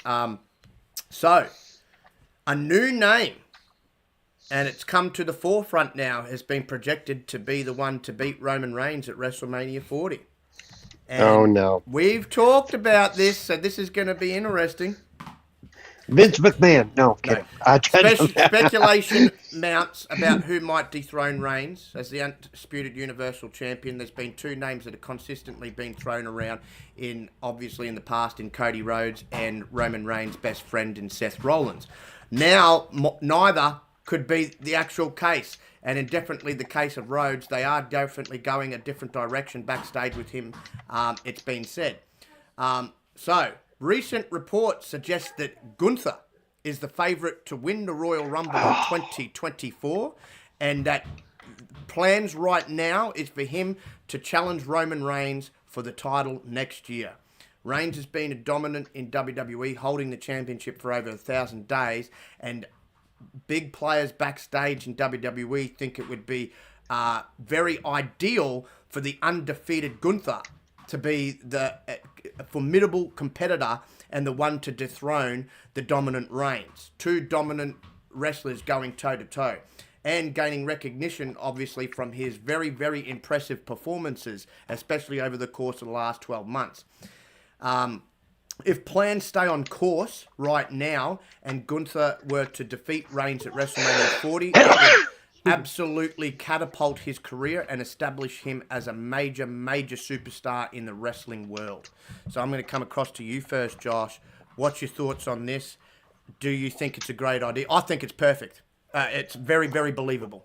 That's all. Oh, I think I like the idea. It's just that we say these rumors, not saying you, but we always come up with these rumors of who's going to defeat Reigns almost I feel like every month. And it's just like WWE is known to change their plans. So it could be Cody, it could be Roman. I mean, that could be Cody, not Roman. It could be Cody, it could be Seth, it could be Gunther. They're all great ideas. It's just that right now, I'm like, I can just, only I'm WWE would try to have Roman take away his own title. Yeah, that would be crazy too. That would be hilarious. Right, but it's just that I can't. Like I'm not like Gunther's been on a phenomenal run. He's about to break the Intercontinental record. They just said tonight he's taking on Sami Zayn. That's probably gonna be a banger match. Yeah. That should be a fun match to watch. Yeah, that's they say Carmelo Hayes is also wrestling Finn Balor. That's gonna be another good one. I think. But nice. I right now it's just like I at this point I'm not. I'm not gonna say I don't care. It's just that my full investment is still in the Bloodline storyline and not who's dethroning Roman Reigns. We'll figure that out when the time comes. Personally, I would like to see Steph because I think the storyline is just as it is with Cody, and I think that you could have a better match with Steph Roman. But right now, it's just like only issue I've got. Gunther is not a terrible pick. Don't get me wrong. I mean, Gunther has been it's just right up there. If let's just say, as we know with WWE plans always change, but let's just go hypothetical here. Let's say if the plans stay in place, he wins the Rumble, he obviously goes after Reigns. Someone's got to be the babyface, and it ain't going to be Gunther. Reigns gonna turn babyface before then?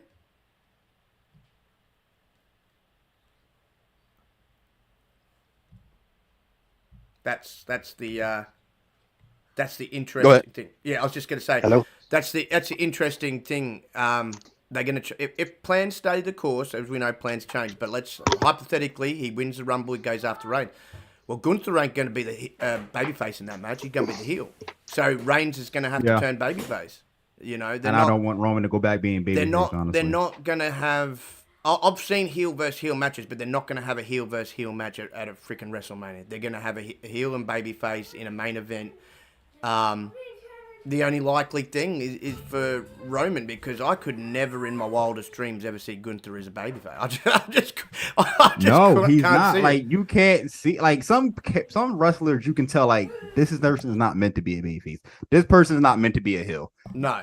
I take that back. Some wrestlers can pull off the heel and the face at the same time, but Gunther is like heel all day. I don't want to see Gunther as a babyface. No, this would be like the Iron Sheik being a babyface, which just wouldn't have been right. You know what I'm saying? Like, but it would have been fun as hell. I gotta say, it would have been fun as hell, but like, it wasn't gonna happen. And Gunther, I mean, I just could never see him.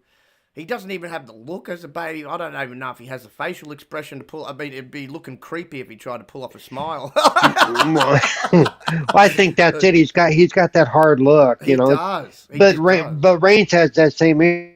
Never looks happy, No. At least not without looking like he just ate the neighbor's cat. It's just... No. So maybe not. As I said, he might be the baby face, but he ain't going to be the typical goody two shoes baby face. He's going to be that badass, angry, kick ass baby face, like a Stone Cold type baby face. Like either that or they have him on that borderline spot where he's middling. He's still doing heelish things, but the crowd's right behind him and they'll be behind him to beat Gunther, because the crowd just wants to boo the crap out of Gunther and his cronies. So, I mean, that in itself, if they just have that match, Reigns is the one who's going to get the cheers because they'll just boo the crap out of Gunther. So it's just going to be automatic, I guess. Maybe they build it up and they both stay heels and it's the match and the crowd that turns Reigns, slightly babyface just by crowd reaction, the pure crowd reaction. You know what I mean? Like, we've seen that happen in a match too, where you had The Rock and Austin, and they kind of did a swap during the match because of the crowd, and Austin went bad and Rock went good.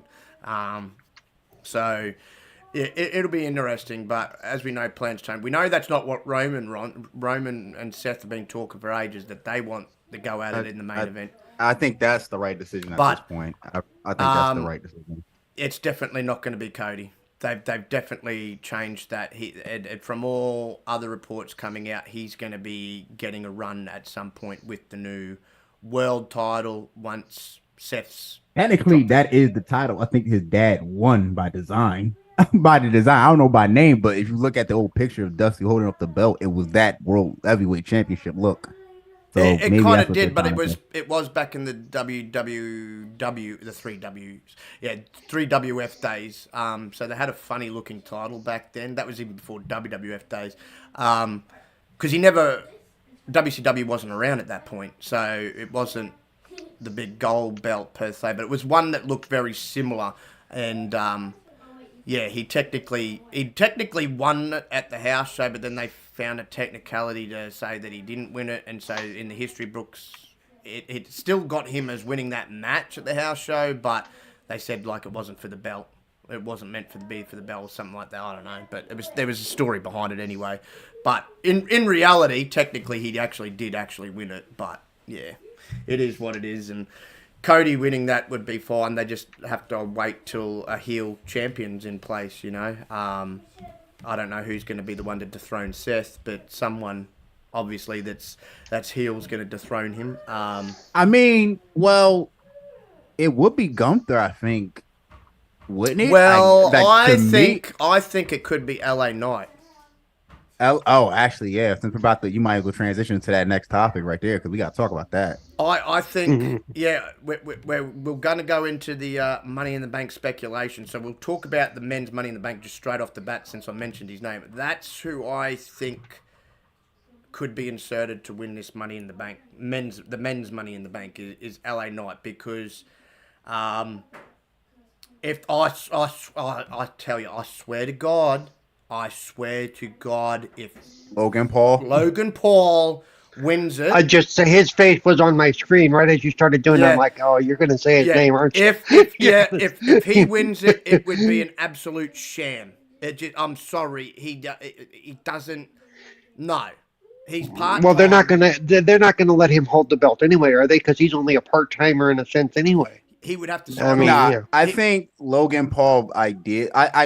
I'm not mad that he's actually in the match. I just don't want him to win because Logan Paul is actually a perfect fit for this match since he's a spot dude. Like he knows how to hit spots. So him in this match is actually a good idea. Him and Ricochet are going to have a moment again. How the fuck are my controllers dead? God damn. Sorry, y'all.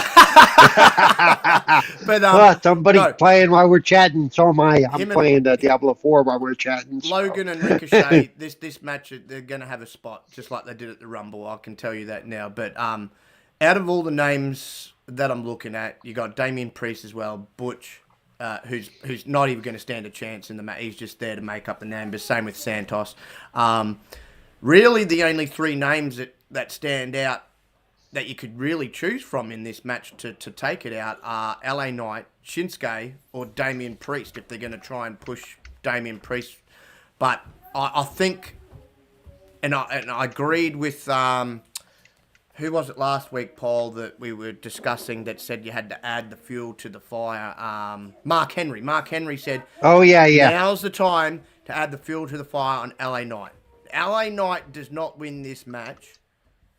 I don't know what they're thinking, because he has to win. He's super over. He is super. He's done it all by himself.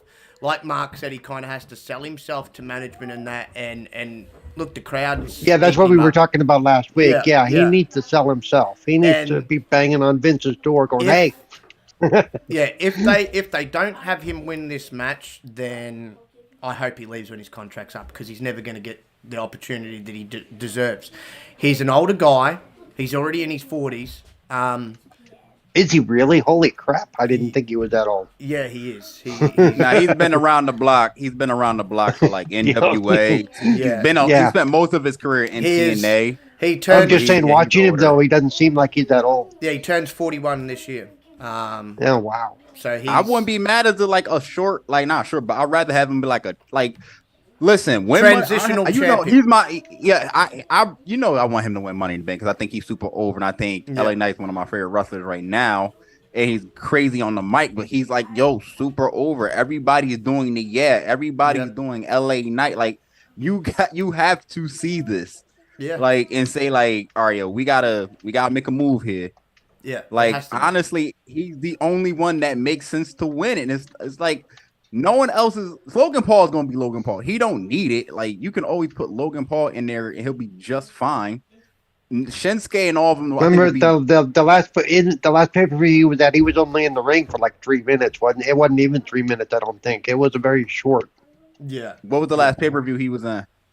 I think, or the last major multi-person match he was in, if I recall, he was only in there for a couple of minutes. He didn't get very much screen time at all. No, you talking about Logan Paul or LA Knight? LA Knight. Logan Paul. Logan Paul. Oh, no, Logan Paul been putting in the work too, but LA. I thought you talking. I know, but I'm just saying. Knight. Last time. No, last but time LA Knight as well. It's been a minute for him as well, you know, and he needs this. He needs this. Like you're gonna completely, absolutely kill his momentum if you don't have him win this. I think most. He survived Bray Wyatt. Yeah, I think most people are kind of expecting and or wanting him to come out of this. He makes perfect sense to be the next one to take on Seth, because it's clear as day whoever does win it is going to take on Seth. They're likely not going to go after Roman. So yeah, I think you know. Him and Shinsuke might really come down to those two fighting at the top of the ladder, and he knocks Shinsuke off, and LA Knight grabs it. It's gotta be LA Knight, bro. People are gonna riot if people are gonna riot if it's LA, not LA Knight. Like, come on, man. I get it. This is like I get he's older, and you don't want young older champions, but I'm like, yo, come on, transitional champion. Yeah, he could be. And as I said, I said it last week on the show. I can see him. He's got world champion written all over him. He's been a world champion elsewhere. He could definitely, carry that title and not lessen the title. You know what I mean? He's a worker. So I was going to say we both have said we need a working champion. Yeah. We need an active champion. We know like heels don't defend their belt every night, but he would wrestle every night still and still come out with that belt. Right. That's the main thing. As long as the belt's showcased on the weekly shows. And he'll do that. He's happy to work. He loves what he does. So now's the time to strike. And if they don't, then they're a bunch. They're a bunch of fools. If they don't, they really need to have the foresight here. And like I said, he is that in 41 this year. So do it now. Give him a run now before you just get completely over him in the sense of because of his age. And he's one of the best workers right now in their company. So I think the program between him and Seth would be absolutely fantastic, not just in the ring, on the microphone. I'm about to say the microphone battles will go crazy. Yeah. And then that brings us to, obviously, the women's Money in the Bank. Now, this one's a little bit more difficult to remind me who's in women's. All right, so you got Zelina Vega, Becky Lynch, Zoe Stark, Bayley, Io, and Trish. I got Io. So I'm going to say this straight off the bat. I'm ruling out Becky, Zoe, and Trish because I think those three will completely just take themselves out of it. Yeah, I think they're just there, but they're mainly for the story purpose. I don't know if Zelina. I'd love to see Zelina get another big push but I just don't. I think it's going to come down to Bayley or Io. That's where it's tricky too. I think it should be Bayley and Io only because I think if Io wins, you could have Bayley turn on her and all that, act like, oh, congrats, that's awesome. Or and even planting the seed. It would work either way. Even if Bayley wins, you could have Io turning on her too. I think it'll be one of those two. I really do. They're the two names that are sticking out because, as I said, Becky, Zoe, and Trish are going to kind of cancel each other out. They're going to take each other out, or something's going to happen in that match, and their focus is just going to be, kind of not really about getting up the ladder to get the title. Like, I don't want you to get. I don't want you to get. I could just see it playing out like that. So yeah, that, again, it would be nice to see a surprise and Zelina come out on top, but I just don't know. I just don't think they're going to go in that route. So, what do you think, Paul? We've said what we think with this. Who do you see coming out on top? I, I gotta admit, I don't really, especially because I'm just recently getting back into wrestling. I don't know a lot about the women's side, but I mean, so at this point, I have to agree with you guys. As long as it's not the vapid Zoe or whatever, can't handle that too much of that. But No, though I have to admit, if they let her be her, she would be fun to watch if she won, because give her a reason to be a vapid Barbie doll and talk down to everybody. Give her. Then we've got a match. Yeah. The next match, I'm not really looking forward because Cody's going to carry the match. Him against Dominic. Dom. Yeah. Yeah, that's I think it's gonna be interesting to watch because it's just gonna be funny because I'm a huge Dominic fan. So put it this I'm way: gonna watch it. if they really can't afford to have Cody lose, but if Cody is going to lose, it's just going to be because Rhea, basically, because of interference. The way he loses 90% of his matches, is because of interference. Cody Rhodes is going to have to carry Dominic Mysterio. Dominic's got a long way to go when it comes to his wrestling ability. He's improving. Though I will say the last 2 times we've seen Cody wrestle recently, at least before this week, they've let the matches play out, and Cody's won 2 in a row without any interference. Yeah. So. Yeah. And before that, he wasn't winning anything because he kept getting interfered with or beat on or whatever. Right. So, the next match, I see Seth coming out on top, but it should be a fantastic match, probably match of the night between Seth and Finn. I'm watching Finn right now, and he looks good. And they've been building that matchup very well too. So you gotta give him credit on that. Yeah. Again, I don't see Seth dropping the title, but I think it'll be a fantastic 5-star match between those two. They can both go. We know what they can do, and I think it'll be match of the evening, easily. Outside, obviously, probably the men's ladder match would be a close second. I would imagine. But how are we feeling on the winner of this? We think Seth's retaining. Oh yeah, 100% Seth. Yeah. As much as I'd like to see Finn beat the hell out of Seth, I think Seth's going to retain. Yeah. The next match is interesting because I think personally it could go either way. Ronda and Shayna defending against Liv and Raquel. That match, again, like the women's match is a bit hard to choose. I don't think it's a shoo-in that Ronda and that retains. I really don't. Liv and Raquel are still quite over, and Liv just returning. They didn't really. Oh no, they didn't. They didn't lose their title to begin with. They had to give them up. I don't know. I don't know with this match. I really can't. Nothing's standing out. I'm probably gonna go Ronda and Curl. I'm gonna go with the MMAs. What do you think, Paul? You got anything? I have to. As much as I really don't like Ronda, I don't. I'm not a Ronda Rousey fan. I think they're going to retain. I don't like watching her. I don't think she's that interesting. I'll just throw the spanner in there. I'll go Liv and Raquel with Alba Fire and that costing Ronda and Baszler. Yeah, that'll probably be better. I think. Well, those two girls, storyline wise, are going to be pissed. And they're going to come hard after Ronda and that. So I think I'll go the out there. I'll go the out there result. Liv and Raquel because of interference from the other two. Yeah. And then of course the main event, which we all know has been built up beautifully. The story, some of the best storytelling in wrestling. Woo! The Usos are going to kick Roman's head clean off his shoulders. Yeah. Yeah, they gotta win this. They will win it. I have no doubt that they will win it here. I even think that you may start to get, I think with them winning, yes, Solo gets pissed off, and I don't know if he does anything, but I think you have a stare down or something where it's the start of Solo also starting to leave him. you lost that match, motherfucker. Like, and I think it's about time too, because it's a tag match, so it's protected. Doesn't have anything to do with his singles run. Roman needs to take the pin in this match. I was about to say, I think Roman has to take the pin in this match in order for this to go. We know it in plenty other times when they've had guys running roughshod in singles matches. They don't count if they have a loss in tag team to anything to do with this thing. So this ain't going to hurt him if he's the one who takes the pin. And Solo's taken the pin 2 times now for him. So Roman needs to take the pin. And this needs to at least wrap up this whole situation, at least with the Usos. Yep. And I could definitely see Roman trying to blame Solo for the loss and Solo going, no.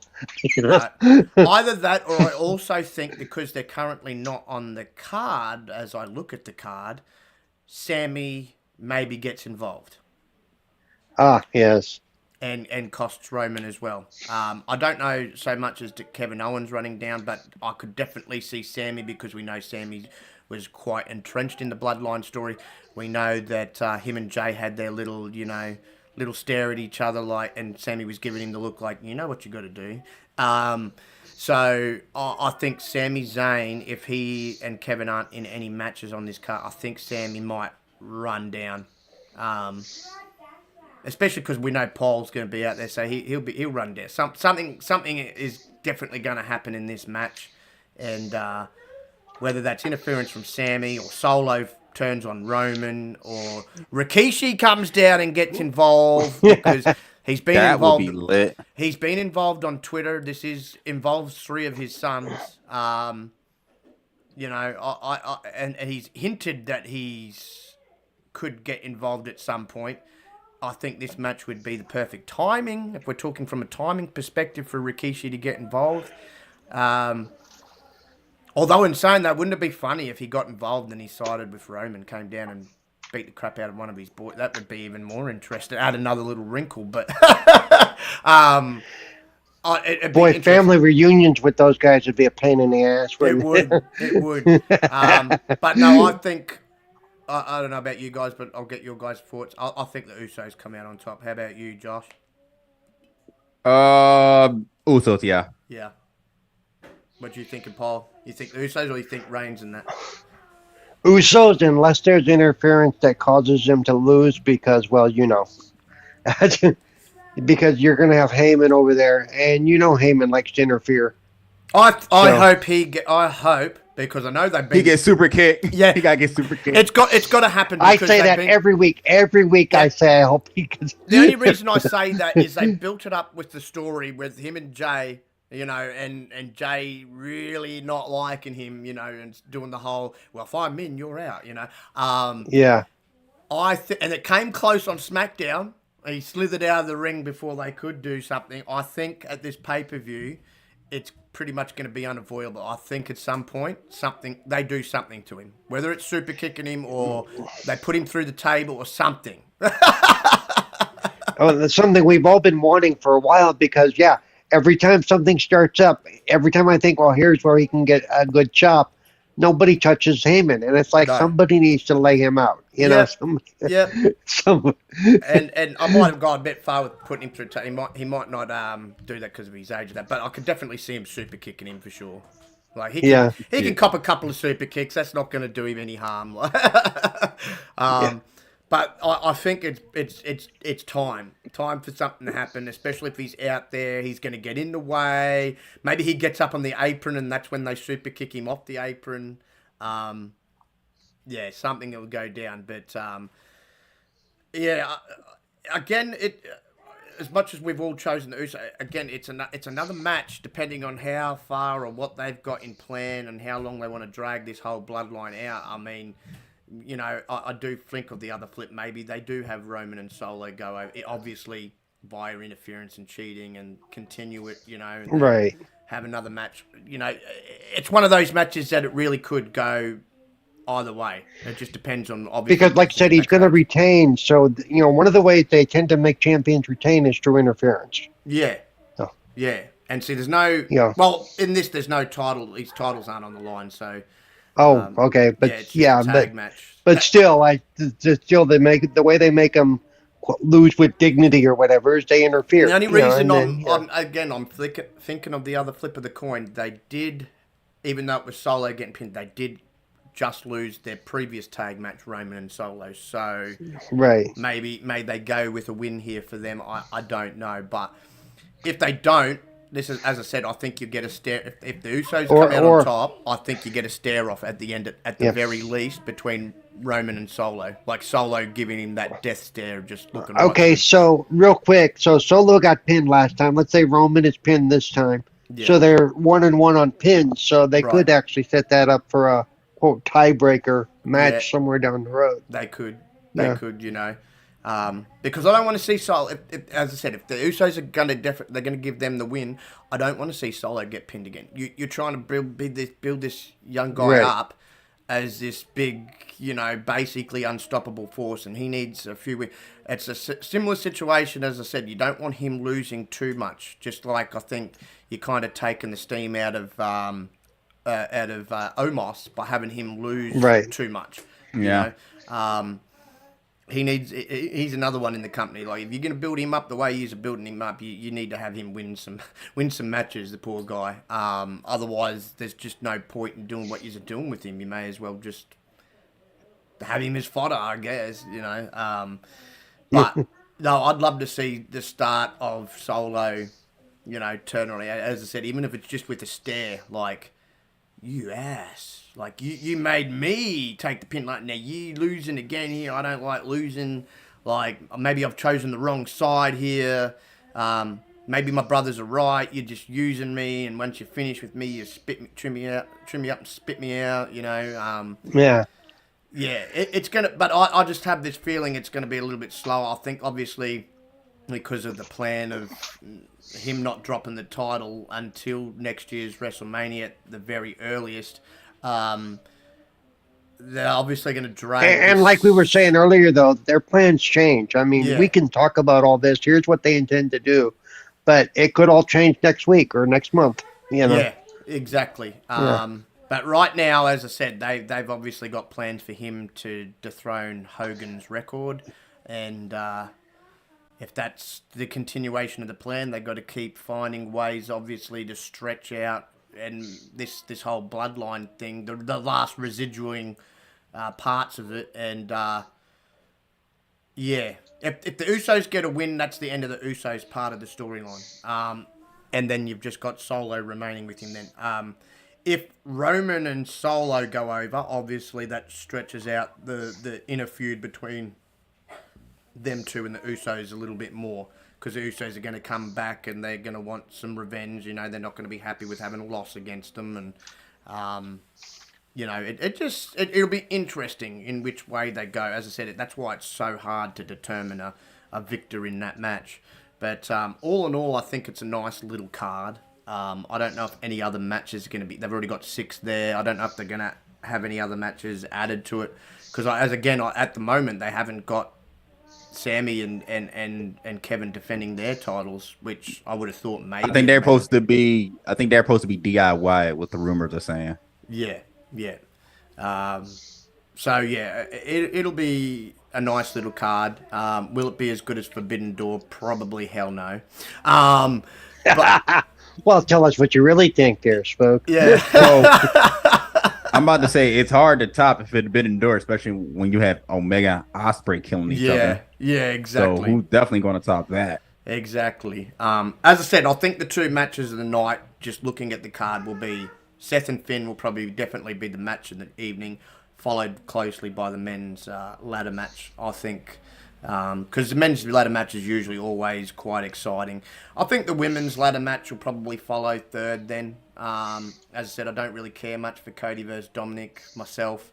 I really don't care much for the women's tag match at all. I love Liv and Raquel. I don't really like the other two. They kind of bore me. And I'm looking forward, obviously, more so from a story point of view, the whole bloodline thing. I think the Usos would be carrying Roman and Solo through the match, but, you know, that's, it is what it is, and it's a nice little card. I mean, I think this is Is this the last pay-per-view before SummerSlam? Yes. Yeah. Or is hang on, or is Payback? Nah, it's no Payback's in Pittsburgh, but I think that's later in the year. I think it's So this is going to be Money one. in the Bank because Money in the Bank, then it's going to be SummerSlam, and after that might be Payback or whatever. July, or is this? Hang on. Oh no, this is in July. It is 1st of July. That's what I was about to say. Otherwise, July's not going to have a pay-per-view. But no, I think this is a good little card. And well, they're beating AEW to the punch because this is over in London, just at the O2 Arena. So yeah, those should get a nice crowd over there too. They'll come out in droves for it, and yeah. Yeah, the Friday show is also in London, I believe. The SmackDown, yeah, it is. SmackDown is, yeah. So no, they're doing their thing there, and no, it'll be interesting. As I said, we've still got, obviously Raw, we've still got SmackDown before that, so maybe, as I said, one more match gets added to the card. They have a 7-match card, but right now we've got 6, and I think obviously the Seth and Finn are probably given a fair whack of time, but obviously both ladder matches will get a lot of allocated time itself. Cody and Dom would probably be the shortest match of the night. Yeah, that'll probably be the shortest. It'll be a toss up between that and the women's tag match for the shortest. So who actually gets the shortest time? But yeah, no, it should be a decent card. But that's all we got for you this week, folks. Other than that, look out in what they say on Twitter, 3 days' time for AEW Fight Forever. They've revealed the current, as I said, it's not going to be fully set, but the current roster that's going to be with the game when it fully comes out. I think if you order the top version of the game, you also get 2 DLC packs straight off the bat, I believe. One's to do with Matt Hardy, or 2 versions of him, and the other is what was the other? I forgot what the character was. I saw it earlier today too. Yeah, I'm just looking at what the other DLC pack. I know they said FTR's DLC. Yeah, I think that's the other pack. You've got Danhausen, Hook, Keith Lee, and the Bunny, and FTR. So that's the first lot of DLC with the heart. It's going to be called the Limitless Bunny Bundle and the Hookhausen Very Handsome, Very Evil pack. So that, look out for them. Oh, and with the FTR, there's with a few of them. So with the FTR one, there you got the mini games Join Us and Death Race X, which will be mini games that are added. With the Limitless Bunny Bundle, you get MJF Car Thrash and Sloth Sling, which would have something to do with Orange Cassidy as another lot of mini games, because mini games are a big thing about this. Obviously, we've already seen the baseball one in the stadium and stuff like that. But yeah, they said this is going to be constantly updated, as I mentioned earlier, with updating the roster, adding more people. By the sounds of it, adding New Japan wrestlers, maybe even some AAA wrestlers, and they'll be adding new match types as they, obviously do new match types that they come up with on television, and probably new mini games will continuously keep going, whatever they feel fits the mold of this game. It is an arcade game, so the fun factor is the most important part when it comes to this. So keep your eye out. I've already got my pre-order. It looks good, and I can't wait to get my hands on it. Give it a go. But I'll pick it up a little bit later in the year. Later summer. I'm right now neck deep in Final Fantasy 16 and Street Fighter, so I'm not in no big rush. But Josh, did you want to let the fine folks know where they can find you, sir?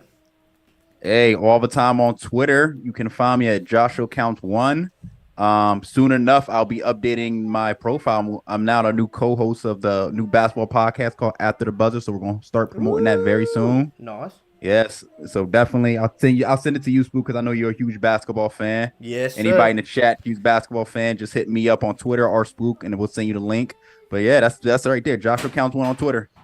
All right, there you go, folks, and look out for that. Again, if you're a fan of basketball, always good joining in on some basketball podcasts, getting thoughts and hearing the latest news and stuff. So look out for that. Hey, what's good, brother Dread? What's good, brother? Paul, you want to let the fine folks know where they can find you, bro? You can find me at CerebralPaul1 on Twitter, CerebralPaul on Twitch, and on Tuesdays, tomorrow, you can find me on Xbox Ambassador channel at 12:30 Pacific, 3:30 Eastern for Gaming Differently with Cerebral Paul. On Mondays, you can find me right here at the Pop-Up Powerbomb. Tuesdays, you can find me with Retro Renegades as well in the evening. Wednesdays, you can find me back here with Spooky for whatever the hell the name of that show is. No, Backlog Bastards. And then on Thursday, you can find me, where am I? 4GQ TV, back here again. Most of my shows are here on 4GQ TV, so hey, there you go. And then on Friday, you can find me with the Doomsayers Network. There you go, folks. The everywhere man, as we call him. And, of course, I just want to thank, obviously, Dreadpool. It was great to see you pop up, sir. Of course, Trinity in the chat and everything you do behind the scenes with Carlo. Always greatly, greatly appreciated, love. Little Pharrell, shout out to you. Can't forget you in here most weeks. Back from the dead, it was great to see you, brother. Who else do we have up in here? Timmy and Yobi, always great to see two familiar faces that are big supporters. Rock88, always good to see you, man. Jay was in here earlier as well, the graphic god. Always great chatting it up with him as well. And thank you, of course, to all the lurkers that have watched tonight. Always fantastic support, and we can't thank you all enough. But you can, of course, find me at SpookyTBG on Twitters and every other social media you can think of, as well as the Xbox and PlayStation and Steam. Same name everywhere. And we are here on 4GQ every Monday, of course. Us three boys will be back next Monday with another episode of the Pop-Up Powerbomb podcast. And, of course, we are here with me, Paul, and Chuck on Wednesday evenings with the Backlog Bastards. So check out that this coming Wednesday evening. Other than that, of course, as I like to say all the time, if you haven't subbed to 4GQ, sub up. There's many more great shows on here and a lot of fantastic interviews, especially that Paul and the brother Carlo get to interview. They interview Hollywood people, they interview wrestling people, they interview all sorts. So definitely keep your eyes peeled for that. I'm sure Paul's got some... In fact, I was going to say, we have a big win for me in the independent horror group. We have Elliot Fulham from Terrifier 2 will be joining us soon. I've got to set that up. I got to email them tonight. That's how recent this is. So. There you go. So I'm looking forward to that. Yep. If you love your horror, get on that when that becomes available. Keep your eyes peeled. But other than that, folks, I hope everybody has a great rest of the evening, and we will see you all next time. Good night, everybody.